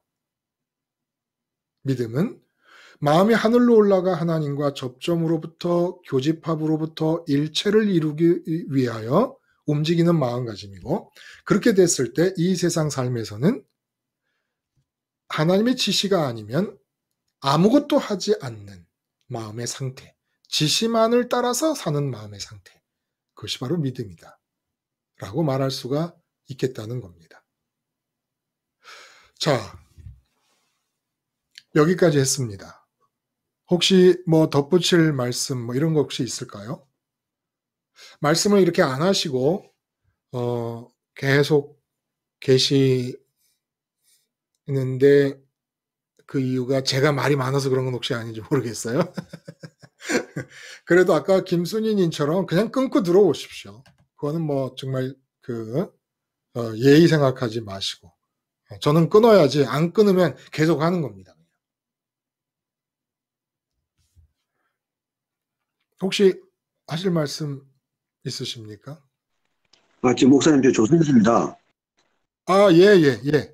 예, 조성열님, 예, 반갑습니다. 제가, 안녕하세요. 좀 궁금한 게 하나 예전부터 좀 있었습니다. 예, 말씀은 들으면서,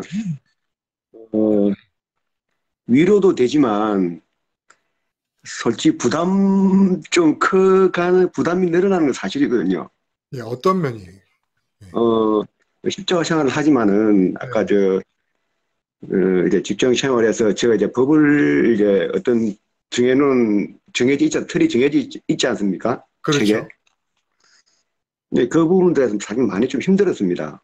그래서, 전에 비하면은, 이제 결국은, 그것을 이제 믿음으로 받아들이는 것도 내가 십자가에 내 자신을 거는 것밖에 없다. 나는 알아서 조금 위로는 되고 있습니다. 근데, 어쨌든 조금 말씀 전하신 것 중에, 법칙과 하나님의 섭리 부분 있지 않습니까? 죄송한데 조금만 더 말씀 좀 해주시면 안 될까요? 예. 그 부분이 하나님의 이제 지시를 따라 살아야 믿음인데, 내가 이제 구청에 가면은 구청 직원으로서 해야 될 매뉴얼이 이제 있잖아요. 그렇죠? 예. 그럼 이제 그 하나님의 지시와 매뉴얼을 어떻게 하나님의 지시를 따르면서도 직장인으로서 무리가 없는 삶을 살 수가 있겠느냐라는 그런 궁금증이 있으신 거죠? 예. 아까 말씀드린 대로 어떻게 행동하느냐라는 삶의 현장에서 원칙을 찾으려 하지 마시고, 직장에 나아갈 때 내 마음이 하늘의 하나님께 가 있느냐를 문제시하라는 거예요. 하나님께로 가 있는 마음의 상태가 유지되면 만족이나 기쁨이나 평강이나 감사나 이런 것이 증거로 나타나는데, 그래서 쉽게 말하면 하나님으로 기뻐하면서 직장 문을 열고 들어가면 어제와 똑같은 매뉴얼을 따라 움직이더라도 그것이 창조주 하나님 때문에, 창조주 하나님과 붙어 있어서 기뻤잖아요. 마음이 기쁜 상태에서 직장에서 하는 일이니까 어제의 매뉴얼을 반복하는 게 아니라 오늘 하나님이 주시는 과제가 된다는 거예요. 분명히 똑같은 매뉴얼이라도. 그러니까 현장에서 행동 원칙을 찾으려고 하지 말고 마음이 현장을 떠나 하늘에 가 있는가를 물으라는 겁니다. 그래서 마음이 창조주와 붙어 있으면 이쪽 몸과 의식이 남아있는 현장에는 반복되는 일이라도 하나님의 지시라는 거예요. 그러니까 태양이 떠도 규칙이 아니라 매일 아침 하나님이 뜨게 하시는 것과 마찬가지로. 말씀하세요. 아닙니다. 듣고 있습니다. 예, 이해가 되세요? 예. 그래서 똑같은 일을 하는 것이 어떻게 달라질 수 있느냐, 이 행동이 벌어지는 여기서 길을 찾으려고 그러지 말고 마음이 현장을 떠나 하나님께로 가서 하나님으로 접촉된 느낌을 받게 되면 이제 삶의 현장은 똑같은 일을 반복해도 똑같은 일이 아니라 지금 마음이 가 있는 그 하늘로부터 내리는 지시라는 거예요. 근데 그 일을 안 하게 된다. 그럼 또 하나님이 특별한 계획에 의해서 부서를 바뀐다든지 또 그렇게 하실 수도 있는 것이고. 그러니까 그 직장에서 일어나는 일은 하나님의 주권에 맡기면 되는 것이고, 똑같은 일이라도 마음이 하늘로 올라가 있으면 날마다 하나님의 지시에 의해서 새로 주어지는 일을 하는 것이다 라는 거죠. 네. 예, 고맙습니다. 하고 계시는 걸 거예요. 네, 지금. 조금 이게 하나님께서 지시를 하신다는 그 느낌이 예, 예. 긴가민가 한 것도 있고, 아직까지 제 생각인가 좀 헷갈려서. 그러니까 그 일을 통해서 이 세상에서 얻으려고 하는 게 없다든지, 그 일과 상관없이 마음에 평안이 있다든지 하면 하나님의 뜻이라고 봐도 좋다는 거죠. 증거라고 예. 보는 거죠. 네. 예, 고맙습니다. 자, 그러면 누가 기도하고 마치실 수 있을까요? 오늘은 김순희님 한번 기도하시고 끊으실 수 있으실까요? 아, 네, 잘하지는 못하지만 예. 마음에서 한번 해볼게요. 그럼요. 예. 하늘에 계신 우리 아버지, 저희가 하나님 지시로만 살 수 있게 저희를 도와주시고, 아멘. 하나님 지시로만 살 수 있는 방법은 저희가 항상 십자가의 죽은 자를 의식하면서, 부활의 자리까지 가서 하나님과 온전히 겹쳐지는 순간에 하나님 지시를 따라서 살 수 있다는 건 저희가 압니다. 근데 저희는 그게 너무너무 부족하고 항상 넘어지는데 저희 마음을 하나님만으로도 맨 처음 만나고 하나님으로 먼저 채워지는 순간 지시가 자연스럽게 이루어질 수 있게 저희 신앙생활을 이끌어 주시옵소서. 아멘. 항상 하나님께 감사드리며 하나님께 영광 드리며 예수님 이름으로 기도드립니다. 아멘. 아멘. 감사합니다. 기도해 감사합니다. 주시고 말씀해 주신 분들. 감사합니다. 네, 감사합니다. 감사합니다. 네. 네. 감사합니다. 네, 감사합니다.